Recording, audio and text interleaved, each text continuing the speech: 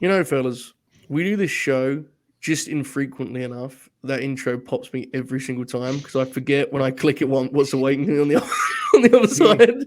It's a real thrill, I must say. Folks, we're back. A very special edition of Grin Grappler. We say that a lot, but this is like, look, man, I've been in the game for a while. You know, it's all been building to this very moment right here. This is something we're going to be remembered for. This is our kind of what we offer to the wrestling world, right? This is it right here. Grin Grappler Goldberg, 12 bouts of Bill. Happy holidays, folks. I have an expert panel as always. Old Bobby Two Shoes. How are you, Chief? I'm doing well, man. Really been looking forward to this. Enjoyed a lot of the matches. Only like 90 total minutes of runtime over 12 matches, which is incredible. Um, got the shirt. It's blocked by the overlay there, but yeah, I'm ready to go, man. Fired up. You know, there were multiple matches on this lineup where when they like went into the finish, I audibly was like, "Oh my god, that's it!" and fucking pumped my fist. It was like, what a beautiful time. The Oracle of Wrestling. I know the answer, but for the people at home, how are you today? Better than I was last few days. I'm dealing with a some sort of upper respiratory infection, as the doctor told me yesterday. So there might be some muting my way pretty frequently, but I think I'm on the other side of it. I was able to go to work today without too much trouble, so Yeah. I'm here. Also, this must help, right? Oracle got to watch some wrestling he actually likes. That's a rare dub, bro. Got to take it while you can. You know, it is what it is. There you go. Contrarian Alex, you're back once again for what, from my vantage point, feels like perhaps the most Contrarian Alex program yet. Here with this Goldberg Grin Grappler. How are you, Bal?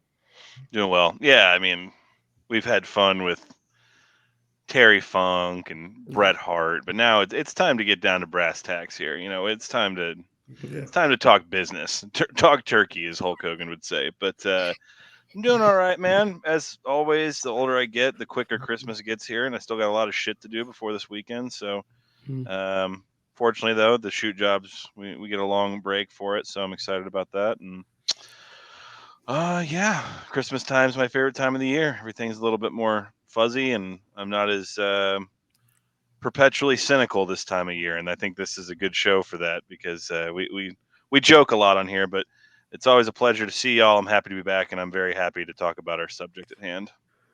Absolutely, I think this is going to be a real fun time for us four because we are honestly, you know, part of an increasing kind of dwindling group. We refuse to concede. We refuse to give up on the greatness of Bill Goldberg. It has become increasingly unpopular, even with the great Bret Hart. We all love Bret. Watch that show if you haven't seen it already. The more that he targets Goldberg in response to what happened in 1999, the harder it gets. But we're still here, man. It's about to be 2023, and we're about to do a show in tribute to Bill Goldberg. So, Bob, I guess we'll start as we always do by kind of, you know, recapping our own personal fandoms of the subject at hand. Bobby, your fandom of Bill Goldberg. Tell me about it. I was trying to think about that earlier because, like, when he came in after WrestleMania 19, I knew who he was, and but I don't really remember how. He must have been someone that they featured positively in those Monday Night War moments that they'd run during Raw commercial breaks, where I just kind of knew because I didn't, he came in after I started. Or WCW was gone when I started watching. So yeah, originally didn't know who he was. They brought him in like a big deal right away because he's feuding with The Rock. He's coming in the main event segment. And the first run didn't go well. Then the network comes along and, can kind of go back and see all the stuff I missed and piece it together. And then by and large, his second run has been incredible. I don't really have too many complaints about it. So yeah, definitely one of my favorites. I want to be stressed here up front that it's not lost to me how funny this is. For those of you that watched the last Grin Grappler, we kind of came up with the concept on the fly, right? We were piecing it together. We was 6 Goldberg matches, not enough space for fun. And then I did it in about an hour later. I was like, oh, fuck. Well, anyway, it is what it is. You get what you get, I suppose. Happy holidays, nonetheless. The Oracle of Wrestling, your experiences, your fandom with the inimitable Bill Goldberg. So when Goldberg came in 03, me and my brother and cousin actually hated him, and we thought he sucked. So like, So did Triple H. yeah, hey, we it's funny, like our three least favorite wrestlers. This Oh. will this will upset Alex. Were Triple Oh, H, no. I mean, everybody hated him. Triple H, Kevin Nash, and Goldberg were our three least favorite wrestlers at the time. And In 03, Kevin Nash had the best match of his career in 03, but we'll get to that. We'll get to that. But so like we hated him so much that like there was like this like at this Southern Indie shindy, of course, is what would be the more apt term that we went to growing up in East Ridge, Tennessee. There was like a one of those things where you like win prizes or whatever, and my cousin won a life-size form of Goldberg, like those cardboard cutouts, and so we took it home and would like carve it up, and like we're throwing like video games inside of it and shit, and like so like it stood in my cousin's bedroom, and like it had like all sorts of like knives and weapons and like cutlery and like video games like all stuck in it. Really working to buck those stereotypes about the South there, Devin. Right, there you go.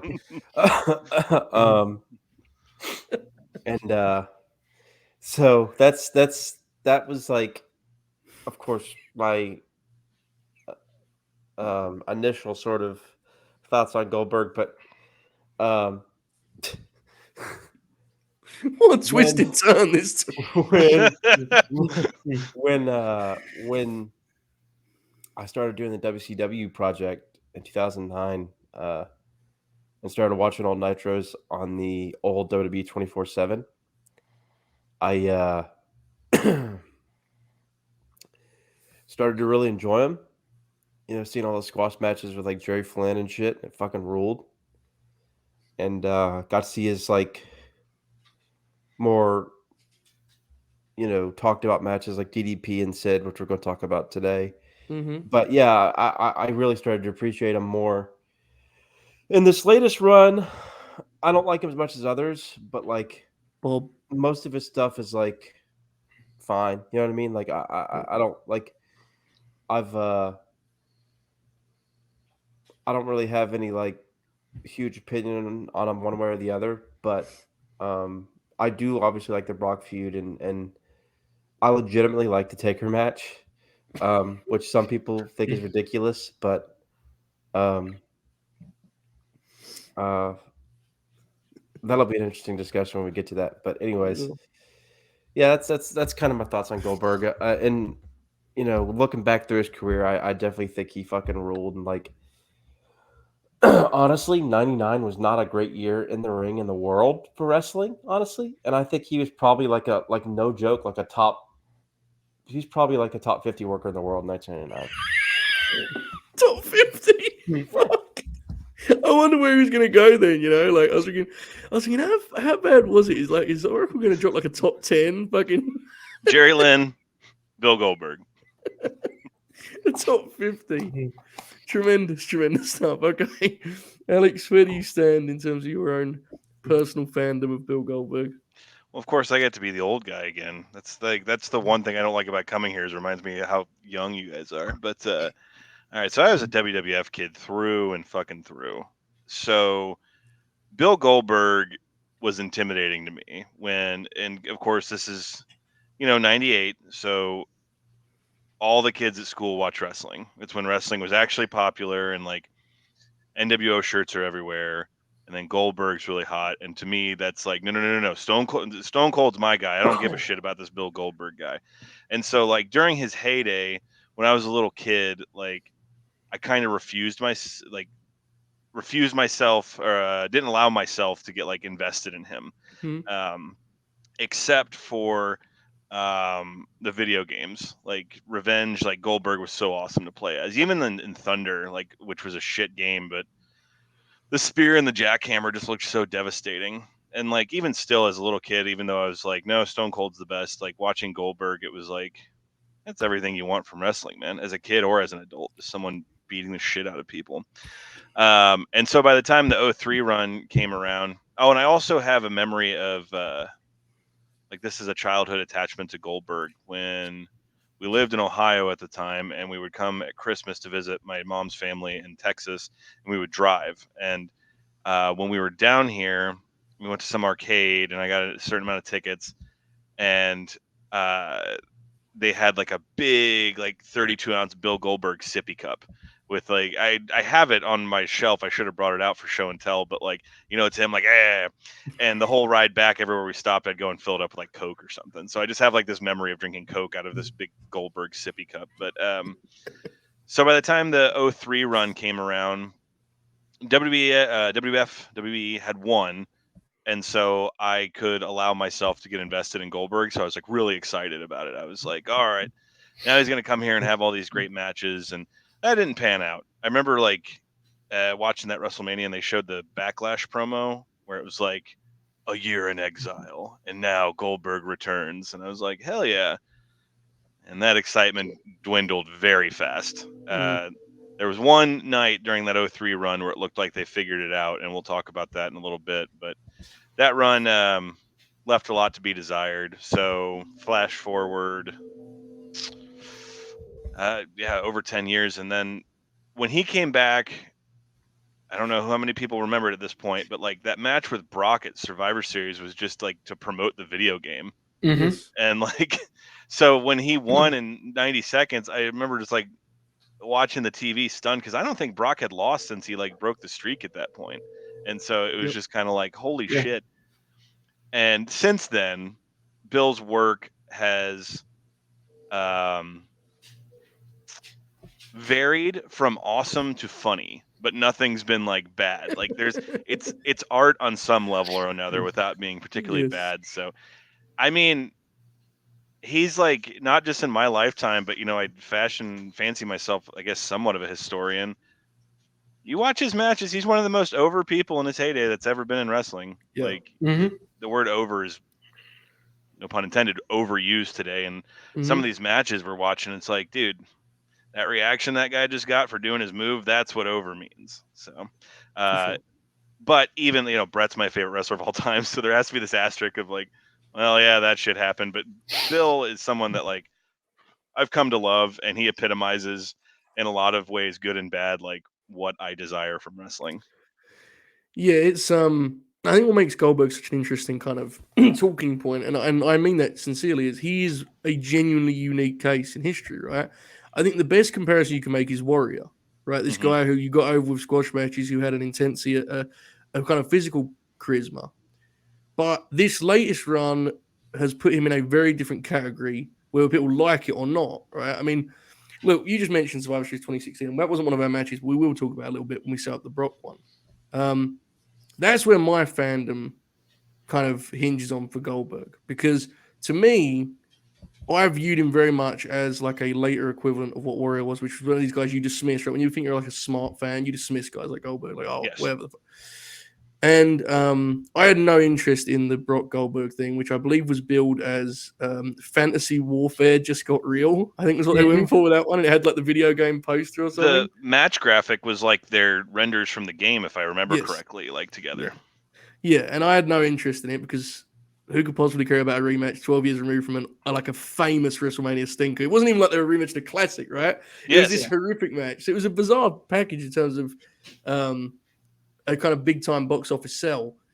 But what makes that such a special night is when that's the only night where the magic has truly been back in terms of Goldberg, right? Now there's other stuff we enjoy and we'll get into it here. But on that night in 2016, somehow, some way, the wrestling world like teleported back to 1998. And for me, that was the first time I experienced that. And once you experience it, you can feel it through a different lens. You can, appreciate it through a different lens, because I think it's one thing to watch the Brock Lesnar squash now, knowing what's going to happen. But you talked about, Alex, it can't be put into words what that was like live. It was like a magical wrestling moment. It was breathtaking. When he hit that first spear and your brain, your mind's racing, right? Like, oh my God, they're actually going to do this right now? He beats him fucking flat in the middle. Like, that's one of that moment sticks with me forever. And your initial response was like, that seems like dumb. Why did they do that? And then you kind of reflect and go, who gives a fuck why they did that? That was an incredible moment we just witnessed, you know? It sets up the sequel, which we'll cover in more detail. But that's where my kind of fandom really got going, because before that I hadn't experienced it in real time. So you have that, and then you know the kind of controversy that follows with him winning the belt and so on and so forth. But the biggest thing is once you've experienced it that way, then going back and watching the Nitro work has a whole new like meaning and gravity. And the title win on Nitro is like one of the best wrestling television moments ever, like legitimately. I recommend everyone, whether you're a big Goldberg guy or not, which I understand considering I'm talking to three of them, you mostly probably aren't, but the documentary on the network. Bob, do you remember the branding of that documentary? Was it a 20? What the fuck was it called? It was like Untold, maybe. Yeah, I think it was an Untold. They did a documentary about Goldberg's streak, basically, and it gives you a real different perspective on who he was as a wrestler. Because in reality, he was really just like a lump of clay for these guys to work with, right? And unfortunately, at the time when Goldberg exploded, a lot of those guys had no interest whatsoever in doing right by him, which really allows you to appreciate the DDP match and kind of get some perspective on what a special time that was. Like that atmosphere in the Georgia Dome. I don't care, man. That's if you can watch that and not feel anything for it. I don't know. You like wrestling for different reasons than me. That's like that atmosphere. That's special. It's a very, very powerful wrestling television moment. So that's me also personally. Stress, like we talk about this all the time. I need to stress that like he was a legitimate sports celebrity for a moment in time. Like I think that's lost with a lot of like the modern fan base, because the way the narratives of wrestling is crafted is that like it's as big as it's ever been. But like Goldberg was on the cover of TV Guide, he was on the cover of Entertainment Weekly. I think he was, if I remember correctly, on the cover of Newsweek. It's like, and he was recognizable in the legitimate sports media. Obviously, wrestling was on a completely different plateau. Let me see if I can the mecca now. What would they say? Media's changed, and the way people interpret things has changed. But like Goldberg was, and that's what so many times the younger fan base, when they bring him back, is like, why are they doing this? And it's like because he was a big fucking deal at one point, and there's a chance that maybe someone who hasn't watched wrestling in 20 years is going to watch this show that he's on. And because of what his appeal was, in a strange way, that is kind of timeless. Like, because his thing was he would kill guys in 2-3 minutes, he can still do that physically, Now, yes. And, it's not like he was known to be a work rate wrestler in 1996, and he's still trying to do the same thing on pay-per-view with Claudio Castagnoli these days. It's, he's, a really, like, just generational appeal. That was unnecessary. Come on now. I watched that match the other day, and I was mad when it was over, so I had to get that shot in. Okay, that was one of the burials you were referring to. Okay, I understand. No, I absolutely am with you. And, I think as a WCW like stan retroactively, one of the things that pops me most about Goldberg still being around is it's basically WWE conceding defeat, because it's a WCW formula that they failed to recreate, and so like lashed out and pretended it was never good. And then fucking 15 years later, 20 years later, it was like, well, I guess it did work because it's better than anything we have now, I guess. Like that's kind of awesome when you think about it. Like, it's a cool deal. For those of you who don't know, usually we do 6 matches here. We do 2 per act. Today we're doing a little bit different. We have 12 bouts of bills. That means 4 matches for each act. Of course, the acts kind of write themselves, right? WCW, they're to be the first run, and then the comeback that we were just kind of talking about and focusing on there. I guess it would make sense to get into it with Act 1. We head to World Championship Wrestling. It's a very special time. It's 1998. Real quick. All 8 matches from the first 2 acts can be found on the 2013 Bill Goldberg Blu-ray 2-disc set that they released. I was watching this earlier. I do not at all remember the context other than it was before the network, and they were just like, hey, we could sell some of these, because there was no rumors of Goldberg coming back. No, like it wasn't even a discussion. So they just put this out. And one of the great things about owning this is all the WCW themes are the original ones. So you get the Smells Like Teen Spirit knockoff, you get the Badass Sid theme, except they dub over the Goldberg theme in every match with his 2003 WWE theme, because we have to win in the end. But there you go. check out your Thank you local very eBay. much. Yeah. There you go, folks. For those of you locked into the physical media, landscape, there's the information you need. We head to April 20th, 1998 for what I think is one of the more kind of universally loved Goldberg matches. Right, he's up against Raven here. He's the US champ. He is 74-0, allegedly. This is a great example of kind of how simple wrestling can be. And it is a remarkable moment in Nitro history. It is honestly, it's an incredible Raven performance in ways that he, to me anyway, seldom was incredible in some of the things he does here. This is a special one. Oracle, here we got it. US title, 1998, Raven and Goldberg. What did you think, mate? Oh, this was great. Classic Nitro match. It's weird. I noticed even watching these, like, at least the two matches from '98, like the commentary was pretty good in this match too. Yeah. Like, I agree. they did, they did a good job. Of course, like you have like Mike Tenay going, he's 74 and all, and if he can just whatever, screaming on the. But yeah, this is awesome. Like always, like I haven't seen this in a long time, so I wasn't like. I knew that the flock interfered, but I was kind of waiting for it. But like when it happened, like you don't really see it on. I mean, like you see, was it Kidman or somebody go up off camera, or somebody goes up there? Yeah. But the way that they film it is awesome because then like Goldberg just spears somebody out of. I don't remember who he kills, but like he murders somebody. Then Kidman gets like launched out of the ring, and like he's over here just fucking wrecking the entire flock. Of course, he gets Reese up for the jackhammer, which is one of the bigger pops you'll ever see. Yeah. The part where Raven gets tossed back out by the fans is incredible. Of course, spear jackhammer to win, but this shit ruled, man. This was just like this was a total blast. How over that guy was in '98 is just ridiculous. Like, Yeah. you could Has to be like seen. when he was tearing up the flock, like you could see like everybody in the crowd was just like fucking pumping their losing their fists and fucking shit. mind, man. Yeah, this was great stuff. That's the thing we've never got fully since WCW went down again. It's like that sort of visceral response their crowds would have to shit. Like people pop now, but it's very different to like that. Like Goldberg would hit like a power move, and like 50 guys on camera would just stand up in a Nitro crowd and just do this. Fucking, it's an incredible vibe.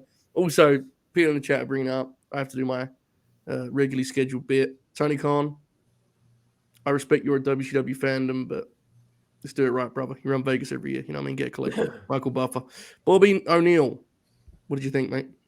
I loved it, man. This is one of those matches that I've seen quite a bit. Haven't seen a ton of WCW from this time, but yeah, this is one that I've gone out of my way to watch a few times. And yeah, it's awesome, man. Like, I think it's only like less than 5 minutes too, but they do so much with the time they have, like, and the crowd loves it. And like the best Goldberg matches, which we're going to find as we go through this, is just when him and his opponent can just go 100 miles an hour the whole time. And they were able to do that here. Man, credit to him. Raven too. He was bumping out there, man. He didn't phone this in. God bless him. He absolutely could have, especially some of them ones in the guardrail. He was throwing himself into him. Alex, what did you make of the US title match? Well, Joe, I'm glad you asked. One, yeah, big old LOL at Michael Buffer getting his 5-figure payday per appearance in the first hour of the weekly TV show. And when he's introducing Raven, I love from the Bowery, height unknown, weight unknown. And man, Raven, for all the jokes we have about him, and you already called it out, this is one of his best performances in like the most un-Raven way possible. Yeah. And what I love so much about this, and this is something that like a lot of modern wrestlers don't get, and two, modern wrestling promotions wouldn't like encourage people to do, because he's the bad guy. He lays the belt down and goes right for the baby face. Like Raven charges at him to start the match, and he's like, well, I'm in this situation, so I'm gonna fucking fight.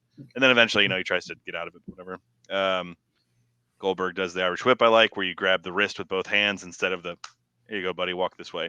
So I just appreciate the aggression in this, and then also the commentary team. We have confirmed this is Raven's rules. The whole like, I just imagine the deliberation in the war room backstage, and then like JJ Dillon or fucking who was the fat dude, Doug Dillinger, like comes out with the envelope and like slides it to him. But it's perfect. This is legitimately one of my favorite TV wrestling matches ever because it's like everything that I love in wrestling. It's like the good guy that overcomes the odds against so many people. It's a match that makes a mid-card title seem important. It's these two big characters. In the case of Raven, like the thing was he was avoiding him for a while and he finally got in the situation. So everything about it is just phenomenal. And then we talked about he hits the 2 spears on Raven, but it's the first one where Raven like Irish whips him and Raven goes to hit the ropes to come and like give him a clothesline and Bill cuts him off and spears him. Yeah, there's like 50-year-old men that do the thing where they like clap their hands and stand up and they're like, yeah, kill him. So it's like, I don't know how you could have a TV match that's less than 5 minutes that does more than this does. Like, we got Brock and Bill at 33 to talk about, but like that's like a pay-per-view match. This is a TV match, and like all of the parts that are in it, it is Raven in the sense of how convoluted it is, but it all works together so well. Like the run-ins, the fans throwing them back in, and it's just, I mean, this is in real time. I remember the talk on the playground the next day about this, but like when you watch it back, like this is obviously one of those things of like, all right, this was like this was the test they did to see if this guy's going to be the next guy, and it's like it's so obvious he's the fucking next star. Yeah, and also the Lesnar one has that kind of obvious Clash of the Titans quality, right? Like it's these 2 superstars. This one is more impressive in that it's like it could only work to this degree if produced exactly this way. It's like one of one in this. Like, look, it would work if Bill just hit the spear and the jackhammer and finned him straight away. But with the flock coming in, and as Oracle pointed out, like, the way that's produced, and it just feels like it's sort of chaotic. Like Bill's just turning into shit. Like he turns into the missile drop kick, bumps, and just stands up and spears someone. It's like, fuck it, man. I'm not. And the thing with Reese is like it's going to be a theme of the shit we talked about, excuse me. Goldberg legitimately had unreal strength. Like the feats of strength he displayed, especially in his younger, like even in the 03 run, some of the shit he did was insane. But like, him, Brock, Cena, like those guys, they weren't just big dudes. They legitimately were like god tier strong and could do insane shit. He also, look, in wrestling, we use the word intensity a lot, right? Like it's like he's intense. It's like it's so over. He is the absolute like ultimate in terms of what that means in wrestling. Like his intensity is frightening, and it's part of what adds the kind of mercurial element to his work. Because sometimes, I think the opponents would rather him tame it down a little bit too. But it makes for an incredible viewing experience because it feels like he is like having an out of body experience in there. It's a crazy, watch. It really is special. This is just magnificent. If you've never seen this, you've got like this is a moment in time, and like we all hear about the moment that was. I know it can be boring, I know it can be tiring, but sometimes just watch this stuff and appreciate it for what it was because man, special moment in wrestling history. Before we move on here, boys, quick shout out to JR who resubscribed, been with us now for 7 months. The same to Cody. I saw Cody did a tweet earlier of he's like watching stats for the Grin. Popped me very, very much. So shout out to both of them. We are thankful to have you guys on board. We now move ahead to probably the most kind of traditionally, kind of critically acclaimed match that Goldberg ever had, right? Halloween Havoc 98 opposite DDP. There's a lot here that kind of frustrates me in terms of I think there's a lot of what could have been here, unfortunately. But we'll talk about the match itself for where it was, which is one of the great fucking spectacles of wrestling in the 90s. Bob, I seem to remember a couple of years back you hadn't seen this one, right? And I remember saying to you, like, you've got to catch this, bro. Like, this is you're a Goldberg fan, you got to see it. This is just absolutely thrilling, isn't it? From start to finish. What atmosphere they have for this one, Bobby. What did you make of it? Yeah, no, it's tremendous. This is my second or third time seeing it. I watched it a couple of years ago, and it holds up, man. It's great. Goldberg doing a backflip is an incredible moment. And then I love the finish. I think it's really good, counter and then going into the finish. I wish they had a little more time. I know this show had some issues with various things, and that might have ran into it. But yeah, just a great match overall, though. Bro, the jackhammer here is like god tier. Yeah. He has the shoulders all fucked up and he just fucking one arms him up. It's a crazy visual. Alex, what did you think revisiting this WCW classic? Joe, you might be able to appreciate this a little bit more than our friends Bob and Oracle and some of the people in the chat. But when I was in Vegas last weekend for the UFC fight, we went to the weigh-ins the day before, and they held those at the MGM Grand. And being like a lifelong combat sports fan, I kind of got overtaken by emotion when I went into the MGM Grand, being there for the first time. I mean, that's like George Foreman won the title at 45 there. Holyfield knocked out Tyson, Hatton, and Mayweather, Cotto, Pacquiao. And then in my brain, I was like, oh, yeah. And this is where DDP and Goldberg had like one of the greatest WCW title matches of all time. So my thing with this is I remember, I don't know where we were. We were on a trip as a family and we were in a hotel and it was the Monday after, and I turned on Nitro. Like, I was channel going back and forth between Nitro and Raw. And on Nitro, they're like, we're going to show you the DDP Goldberg match in its entirety tonight because of the issues on the pay-per-view last night. And I was like, what? And I didn't know what happened. So just get it out of the way. Like that reversal of the jackhammer into the diamond cutter is something I remember watching. And like, it's still to this day, one of like the greatest reversals ever in wrestling. Just it's so simple, but it's so great. But I mean, this match, as time's gone on, there's some bill matches that I'd probably put above this, but I think if you polled 100 people, this would probably be like the one that people say was his best match. But it's easy to forget, like DDP had some magic there in like 98. For like sure.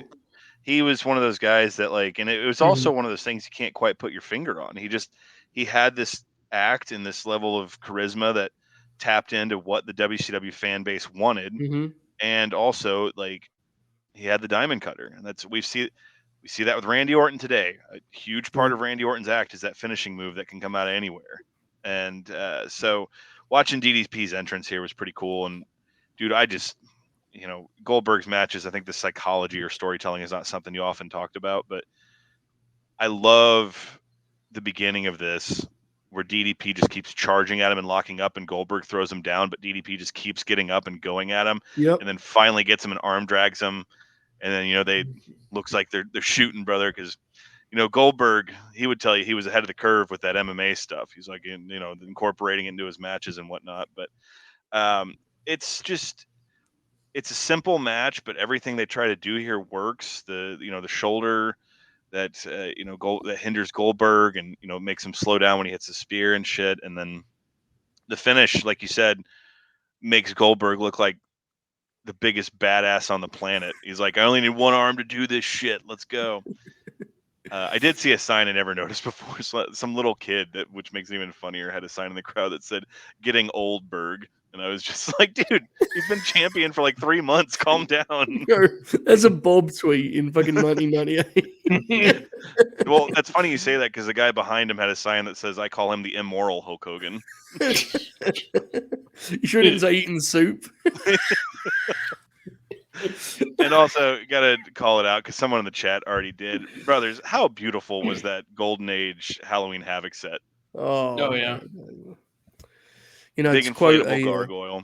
To quote a very popular podcaster, it used to be better. You know what I mean?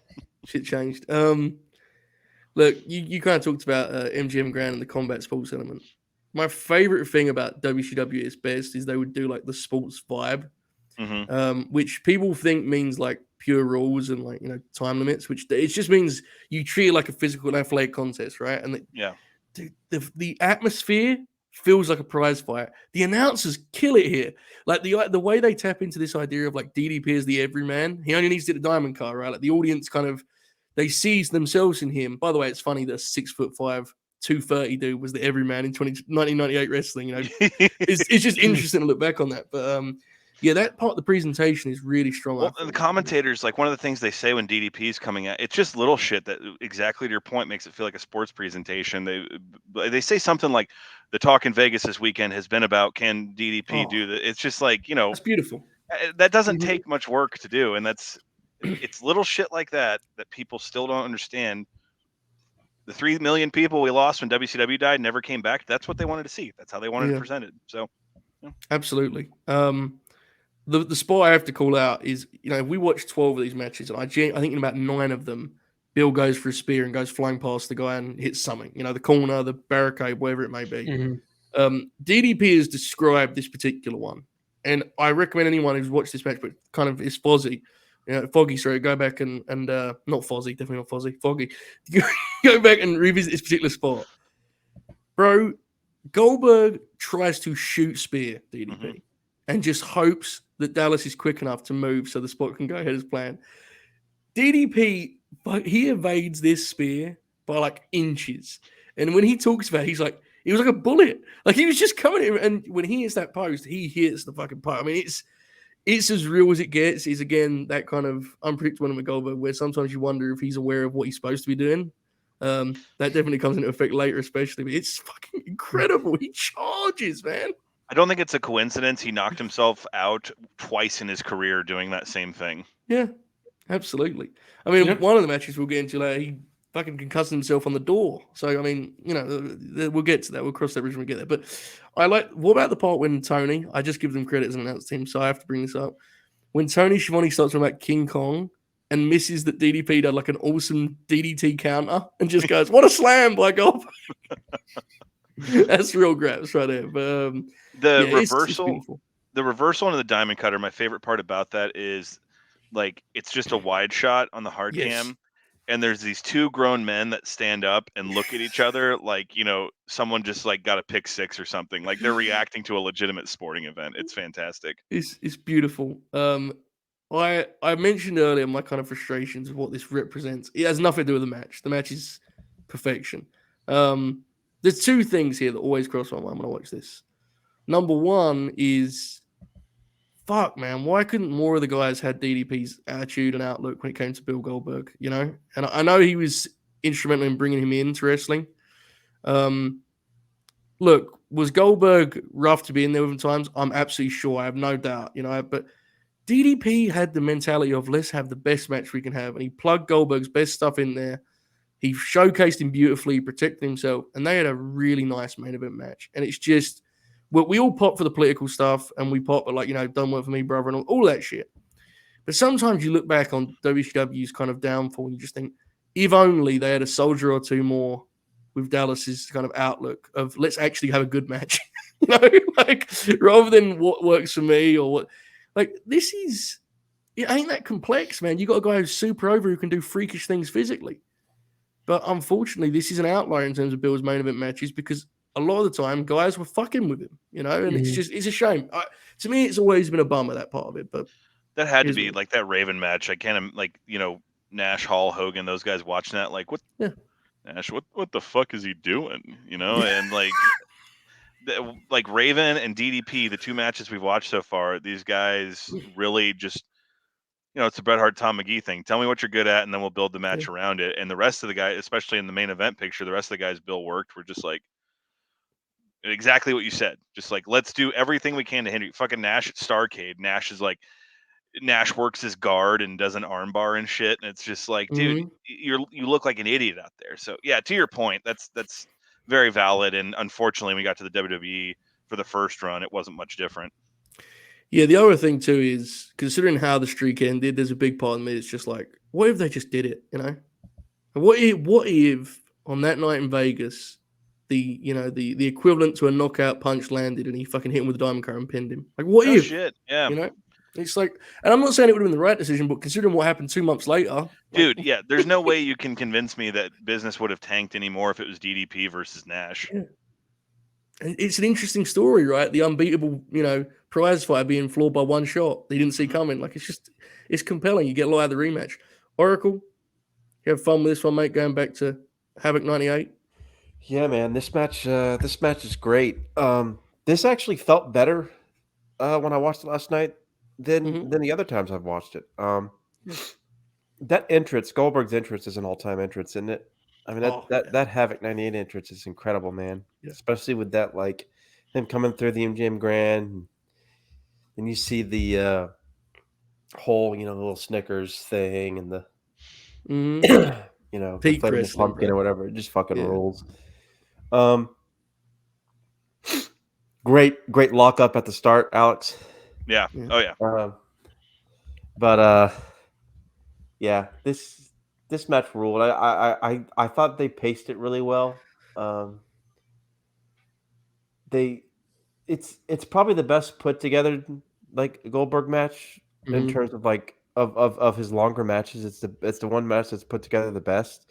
Of course, DDP is known for putting his matches together, Right. but it was very, very well done. I liked the first spear and like Goldberg selling, and then they built a diamond cutter and the pop that got, and then of course we got we just got the finish. But yeah, this was a great match. In a lot of ways, it's still probably Goldberg's best traditional Yeah. Like world title title match, right? match. Like Yeah. it's probably still his best traditional title match. This was excellent. Like I don't know, I figured it would hold up, but this actually ended up being a little bit better than I Mhm. remembered it being. Yeah. Yeah, I understand completely. We go from two matches that are kind of universally loved and respected to a match that is the actual mission statement for this program. I don't care if you guys ignore us for the other 2 hours of this show. I don't care. But I need everyone to listen closely as we discuss the next one. Halloween Havoc 99. Listen up. Goldberg opposite Sid. This is a match that I believe almost every wrestling media member pretended was bad at the time. It has like a 5 on Cage Match. I have no idea what kind of mass like hypnosis caused this, Alex. Correct me if I'm wrong. I think the beef around this was Russo's first show with WCW, and the whole show is a train wreck. But Fair. yeah, This is I the think one that's when why. Hogan. Good. Yeah, there's something where like Sting walks out and Yeah. like refuses to compete, but then he comes back. The whole point is, I remember. I don't remember. I didn't watch this show, but I know the legacy of this show is boo this show because it's Russo's first WCW show, and it's just like immediately Russo off to the races. But that being said, a tulip, a rose, grew out of a pile of shit in what we're about to discuss. It did. Let's just briefly set the scene. Earlier on this show, there is footage of Goldberg just beating the ever-loving shit out of Sid. He's in a mount. He is throwing punches. Tony Schiavone exclaims, "That's Goldberg's voice. I don't know who that is. I think it's Goldberg," which is a fucking incredible call. Then later in the show, we cut back to Sid getting, he's bleeding, he's been tended to, and Mike Tenay's there. And Mike Tenay gets like 4 words out before Sid stands up and yells. He tells everyone to leave and proclaims, "Let it bleed." Let it bleed. And he flips the table. So that kind of sets the stage here. In addition, Sid makes his way to the ring with literal like blood stains on his head, which is Okay, all right, special. you brought it up. I don't know of many wrestlers that look more badass than Sid does coming out here. He's got the leather jacket, and he's got like the water, so he looks like he's sweating. He's got the U.S. title on, and then that blood just there, and he's not even selling it. He's just walking out doing the Sid, chewing the gum and looking to the sides, and I'm like, Sid's the man, bro. There's the ruler of the world right there. I said this before on a very popular wrestling podcast elsewhere in a lifetime ago. Sid is the ultimate way to test someone if you want to talk wrestling with them, Yes. If they give you the Sid's act, Sid, nope, stop the conversation. You can leave at that point. Because I'm sorry, I don't care. I don't care that he was bad. I have no interest in such a conversation. Look at Sid. Look at his face when he high fives people in the crowd, man. Look at him. He's an animal. It's fucking Sid. Watch his entrance from Survivor Series 1996 and tell me he's not awesome. Yeah, that's my litmus test. Absolutely true. Bob, I know you've become a Sid fan. I remember you picked the Sid Shawn match for me to review right once on the Fight on Twitch. I remember that being a thing, and we had a lot of fun with the "Suddenly I'm Dominant" call, which still pops me because Jim was so proud of that shit. I don't think you'd seen this, guy. So you did some tweets about it. What did you make of your first? No, I experience had watching never this seen it. It was a blast. I didn't see all the stuff that you laid out either. I just went right into the match, and yeah, Goldberg just beats the fuck out of him for about 7 minutes, and it was incredible, man. And I loved it. Great stuff is what wrestling should be. Actual real music is what you're saying, Bob. Yeah, exactly. I like to hear it. The Oracle of Wrestling. This has got your fingerprints all over it, my friend. There's a lot of blood. Oh yeah, Blood and guts. this is a man. fucking awesome match, dude. Yes. Like Sid's such a badass here. Comes out, looks cool as fuck. Then like his stitches get opened up like right away, and he's fucking bleeding, and like Goldberg. And there's one point where like Sid the whole match is awesome. Like Sid finally gets on top, and like he has him in like the Campbell clutch, and like he sprays blood out of his mouth. It's like down into his mouth. It looks fucking awesome. Yeah, and he's bleeding, and it's not yet in his eyes, and he's doing the the Hogan with the wide eyes. So you just see these white eyes and then a face covered in blood. It's terrifying. It fucking rules. And then like Goldberg starts to sell the blood, and he's like taking the blood off of his thick ass gloves, and he's like working the cut the whole time. And Sid won't fucking go down. Sid's like, give me more, and just fucking it's all fucking and all this shit, and it fucking rules, man. Like, and the post match is amazing, like because like Rick Steiner and Sid were like getting paired up at the time, and like he's out there to help him or whatever because they call it off because he's lost too much blood or whatever, and of course it was billed as like two unbeaten guys because Sid had come in the summer and was unbeaten, and they're kind of Goldberg had come back after being gone in the summer and had gone through another undefeated streak. So they built this match up or whatever, and Sid was all pissed and like he gets his towel wiped down, and then like somebody I guess it was like Tony. He's like he goes it's like the towel getting wiped off, getting the blood wiped off his face gave him new life. And like Sid is like walking down there trying to like fight him again, and like Goldberg just looks like it's like he looks almost terrified. Yeah, Which is not typically what you see at a Bill. It's just like, but he looks like he's like, holy shit, this Sid guy's crazy. And then have this whole deal where like Sid, because it's considered technically a loss, and they go to Tony and Bobby at the booth afterwards, and like Tony Schiavone goes, well, it doesn't matter what, it's either pinfall submission or if you can't continue, that's a loss. And Bobby Heenan goes, why don't you tell Sid Vicious that? And so they end up building up. They end up doing like a rematch. I think it's like an I Quit match at Mayhem. Yeah, which is not nearly as good, but yeah, this is can be found on here. Yeah, there you go. This was just fucking awesome. Like, and Goldberg was really good in this too, just like working the cut and like reacting to the blood. Like, he did a really good job with that. Like, this is just an awesome spectacle and legitimately like a tremendous match. Absolutely. Alex, I assume you co-sign all of the above, right? Oh yeah, everything everyone said so far is accurate. In the beginning, when Goldberg's like, I don't want to say taking it easy because I don't want to take that shit, but like he's hitting Sid, and you can see Sid like, gotta lay it in, brother, if we're gonna open it up. And like, so Goldberg starts hitting him harder. And dude, you talked about the end when they wipe the blood away with the towel. Sid is as white as fucking snow, man. Like, that dude lost so much blood. And like, yeah, when he's like walking back to the ring and the crowd kind of starts to react to it, it's y'all did leave out though. We get FUBU Kevin Nash at the beginning. He runs down in his FUBU jersey. Yeah, it's that's like one of the last really good things that happened in WCW was like Russo and then Kevin Sullivan were both like obsessed with protecting Sid. So Sid is like booked really well in the last few months of 99 and the first few months of 2000. And then he pulled like one of the greatest Carney tricks ever. They had him beat Hogan on Nitro, and then he left. So he didn't have to lose back to Hogan. But, this... He had a softball tournament. That's what I was gonna say. Imagine this match if he brought a squeegee to beat up Bill Goldberg with. But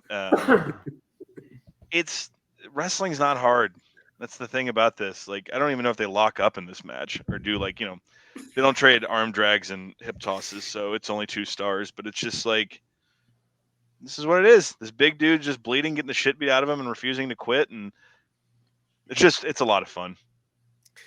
It really is. It's an inspired Sid performance, and I don't mean that to take away from Goldberg, but like he is insane here. He's incredible here. This is the Sid show for sure, and that's like exactly what you said. Like Sid is the test. If someone starts to say Sid sucks, it's like, well, we don't really have much to talk about here. It's like, did Sid ever lead an all-time great match? No, but you know what he was? He was over as fuck everywhere he went, and more often than not had awesome matches. Because like when he was left to just like when someone said, "Let's do what Sid can do good," it was always awesome. Absolutely. The moment when Sid's like on his knees and throws like a combination to the body, he's like desperate. Like he never ever played this role again or before in his whole career. So him doing it with such ease is an incredible visual. He's got those incredible working punches too. He's got the one that's like the overhand haymaker, and then the other one where he rears back and he like gives Goldberg a heart punch at one point in this match. And I'm just like, Fuck. He does. I just reminded myself of when they were in the corner, and I guess Sid was telling him to really throw it. So Goldberg just starts giving him like trying to open him up even more with like with the knuckle punches, like the hard way punches. I also love the execution of the riff. The way Sid sells on the stoppage, I think, is incredible. The way he like falls to his face. Yeah, that's drama, man. That's some good shit. I mean, that's a great visual. It's just, I don't know. I genuinely think this is like a hidden gem in WCW history. It's like a lost match. And again, it's not like a classic in the traditional like Steamboat Flair sense, but it's pro wrestling, man. Not every match has to be that, man. Right. That's the point. Yeah. Exactly. It's perfect for when you see the poster of Goldberg versus Sid, this is the best possible version of that match. Well, like, comfortably so too. Special, like what is it, 6-7 minutes? It's incredible. It's a blast, and the blood is, my God. It's one thing I like hearing us talk about him. Sid bleeds, but like he bleeds, man. Like, good Lord, as you guys were talking about, there's some incredible visuals there. Speaking of matches that are spectacles, beyond anything else, and this one got a lot more love critically. To be fair, Full Brawl 2000, one of the legitimately only highlights of 2000. I think Dave gave this like 4.5 stars. Yeah, this is an interesting one in that sense. Scott Steiner and Goldberg here. Steiner is in the midst of his like 2000's a huge year for him, right, in terms of becoming like a top guy. The one thing I'll say about this one is it doesn't have the other three have the charm of ending exactly when they should end. Mm-hmm. This one has that like really lumpy kind of third act with Russo and all that shit, which you get what you guys suppose. But my God, there's some stuff here, boys. Steiner's got the fucking nose protection gimmick on. Bill's got like his arm wrapped up. Yeah, do y'all know, was this when he like almost died doing the limo thing? Is that why his arm is bandaged up? I was thinking the same thing. So the limo thing, that might be why his arm is bandaged, but like that happened at like New Year's 2000 or like shortly after Starrcade 99. And then because he didn't come back till the summer and he was a heel and he squashed Jim Duggan on Nitro. Oh God, I forgot they turned him back babyface after they turned him back babyface after New Blood Rising, where he was like, it was a shoot, brother, and he refused to work the match. Didn't take the jackhammer, yeah, and that's why Russo and stuff. I am writing a television program. That's what he would tell you. Yeah, this gets underway with Scott Steiner just punching Bill Goldberg in the face like 3 times. Yep. This is meathead grabs, bro. This is as good as it gets. Alex, what did you make of this one, mate? Yeah, this is amazing, and not in a way the other matches we've discussed are. Like, this is like I said on Twitter earlier, I don't know if this is good. It's just like these two guys not wanting to work with each other, showing unbelievable feats of strength by just lifting 300-pound men that are dead weighting on each other, and probable roid rage. I'll get to it in a minute. So let's start at the beginning. Okay, 2000 WCW had virtually nothing, but like it's hard to. Some people just think of Scott Steiner as like a botchamania character at this point, dude.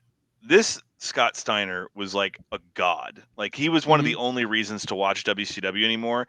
And the whole act, he was just this jack dude who was insane that would throw people around and just had like, 90s hot women with him. Like the waist was this big and then the chest was so big they would fall over type thing.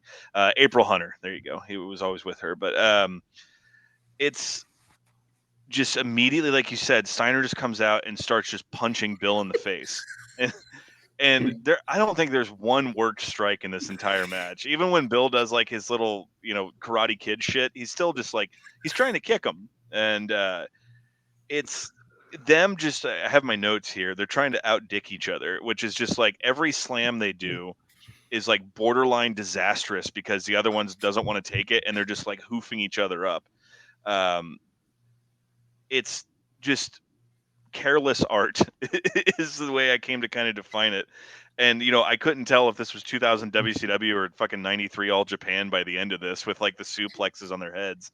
The crowning moment of this match though, to like kind of epitomize what this was and how these guys like wanted to work together, was Steiner has a Steiner recliner on. Goldberg slips out the back door, gets him on his shoulders, and he walks towards the ropes, and then just hoofs him out with absolutely no discretion or care for how he lands. And Steiner's like leg hooks the rope and he hits, and you see the back of his head bounce. Steiner immediately gets up, runs over, and punches Bill in the face. It's just like, and that's the thing.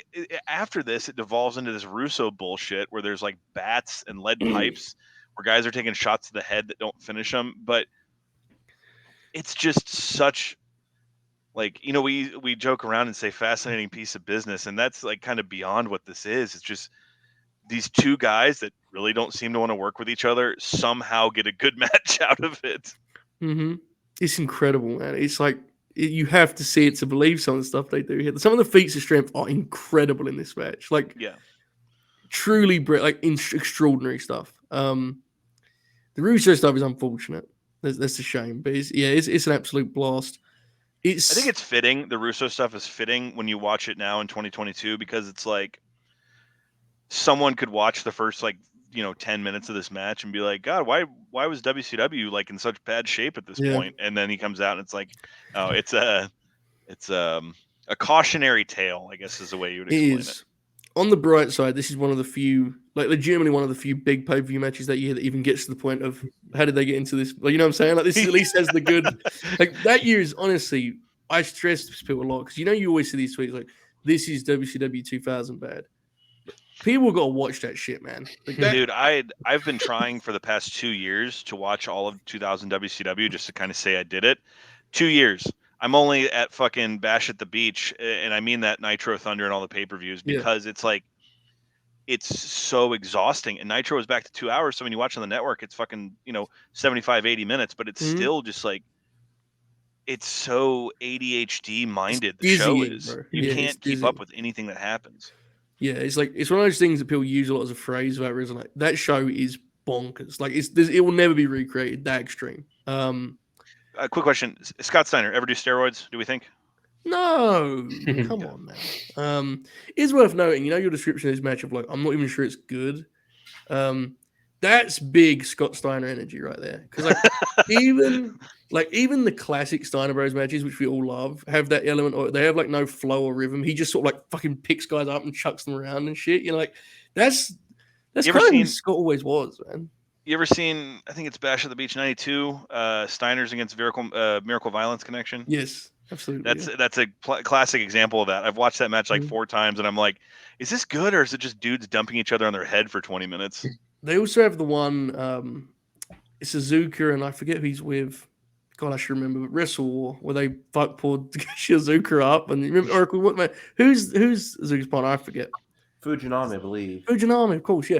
And like, you kind of sit there and go, is this good? I don't know, man. It's all, they're just hitting him. I don't know. I mean, he's what he is, right? It's the Steiners beating the fuck out, guys. What do you want from me? That's who he is, who he always was. So, makes sense it'd be the same with Goldberg. Oracle, what do you make of this meathead special here with Scott and Bill? Yeah, this is pretty entertaining. I probably didn't like it as much as I did when I first saw it, but I Yeah. remember Russo interfering. The best spot is exactly what Alex pointed out which was the Steiner recliner counter, which was just throw him. Bro, what about Scott's face when he goes up too? Fucking rules.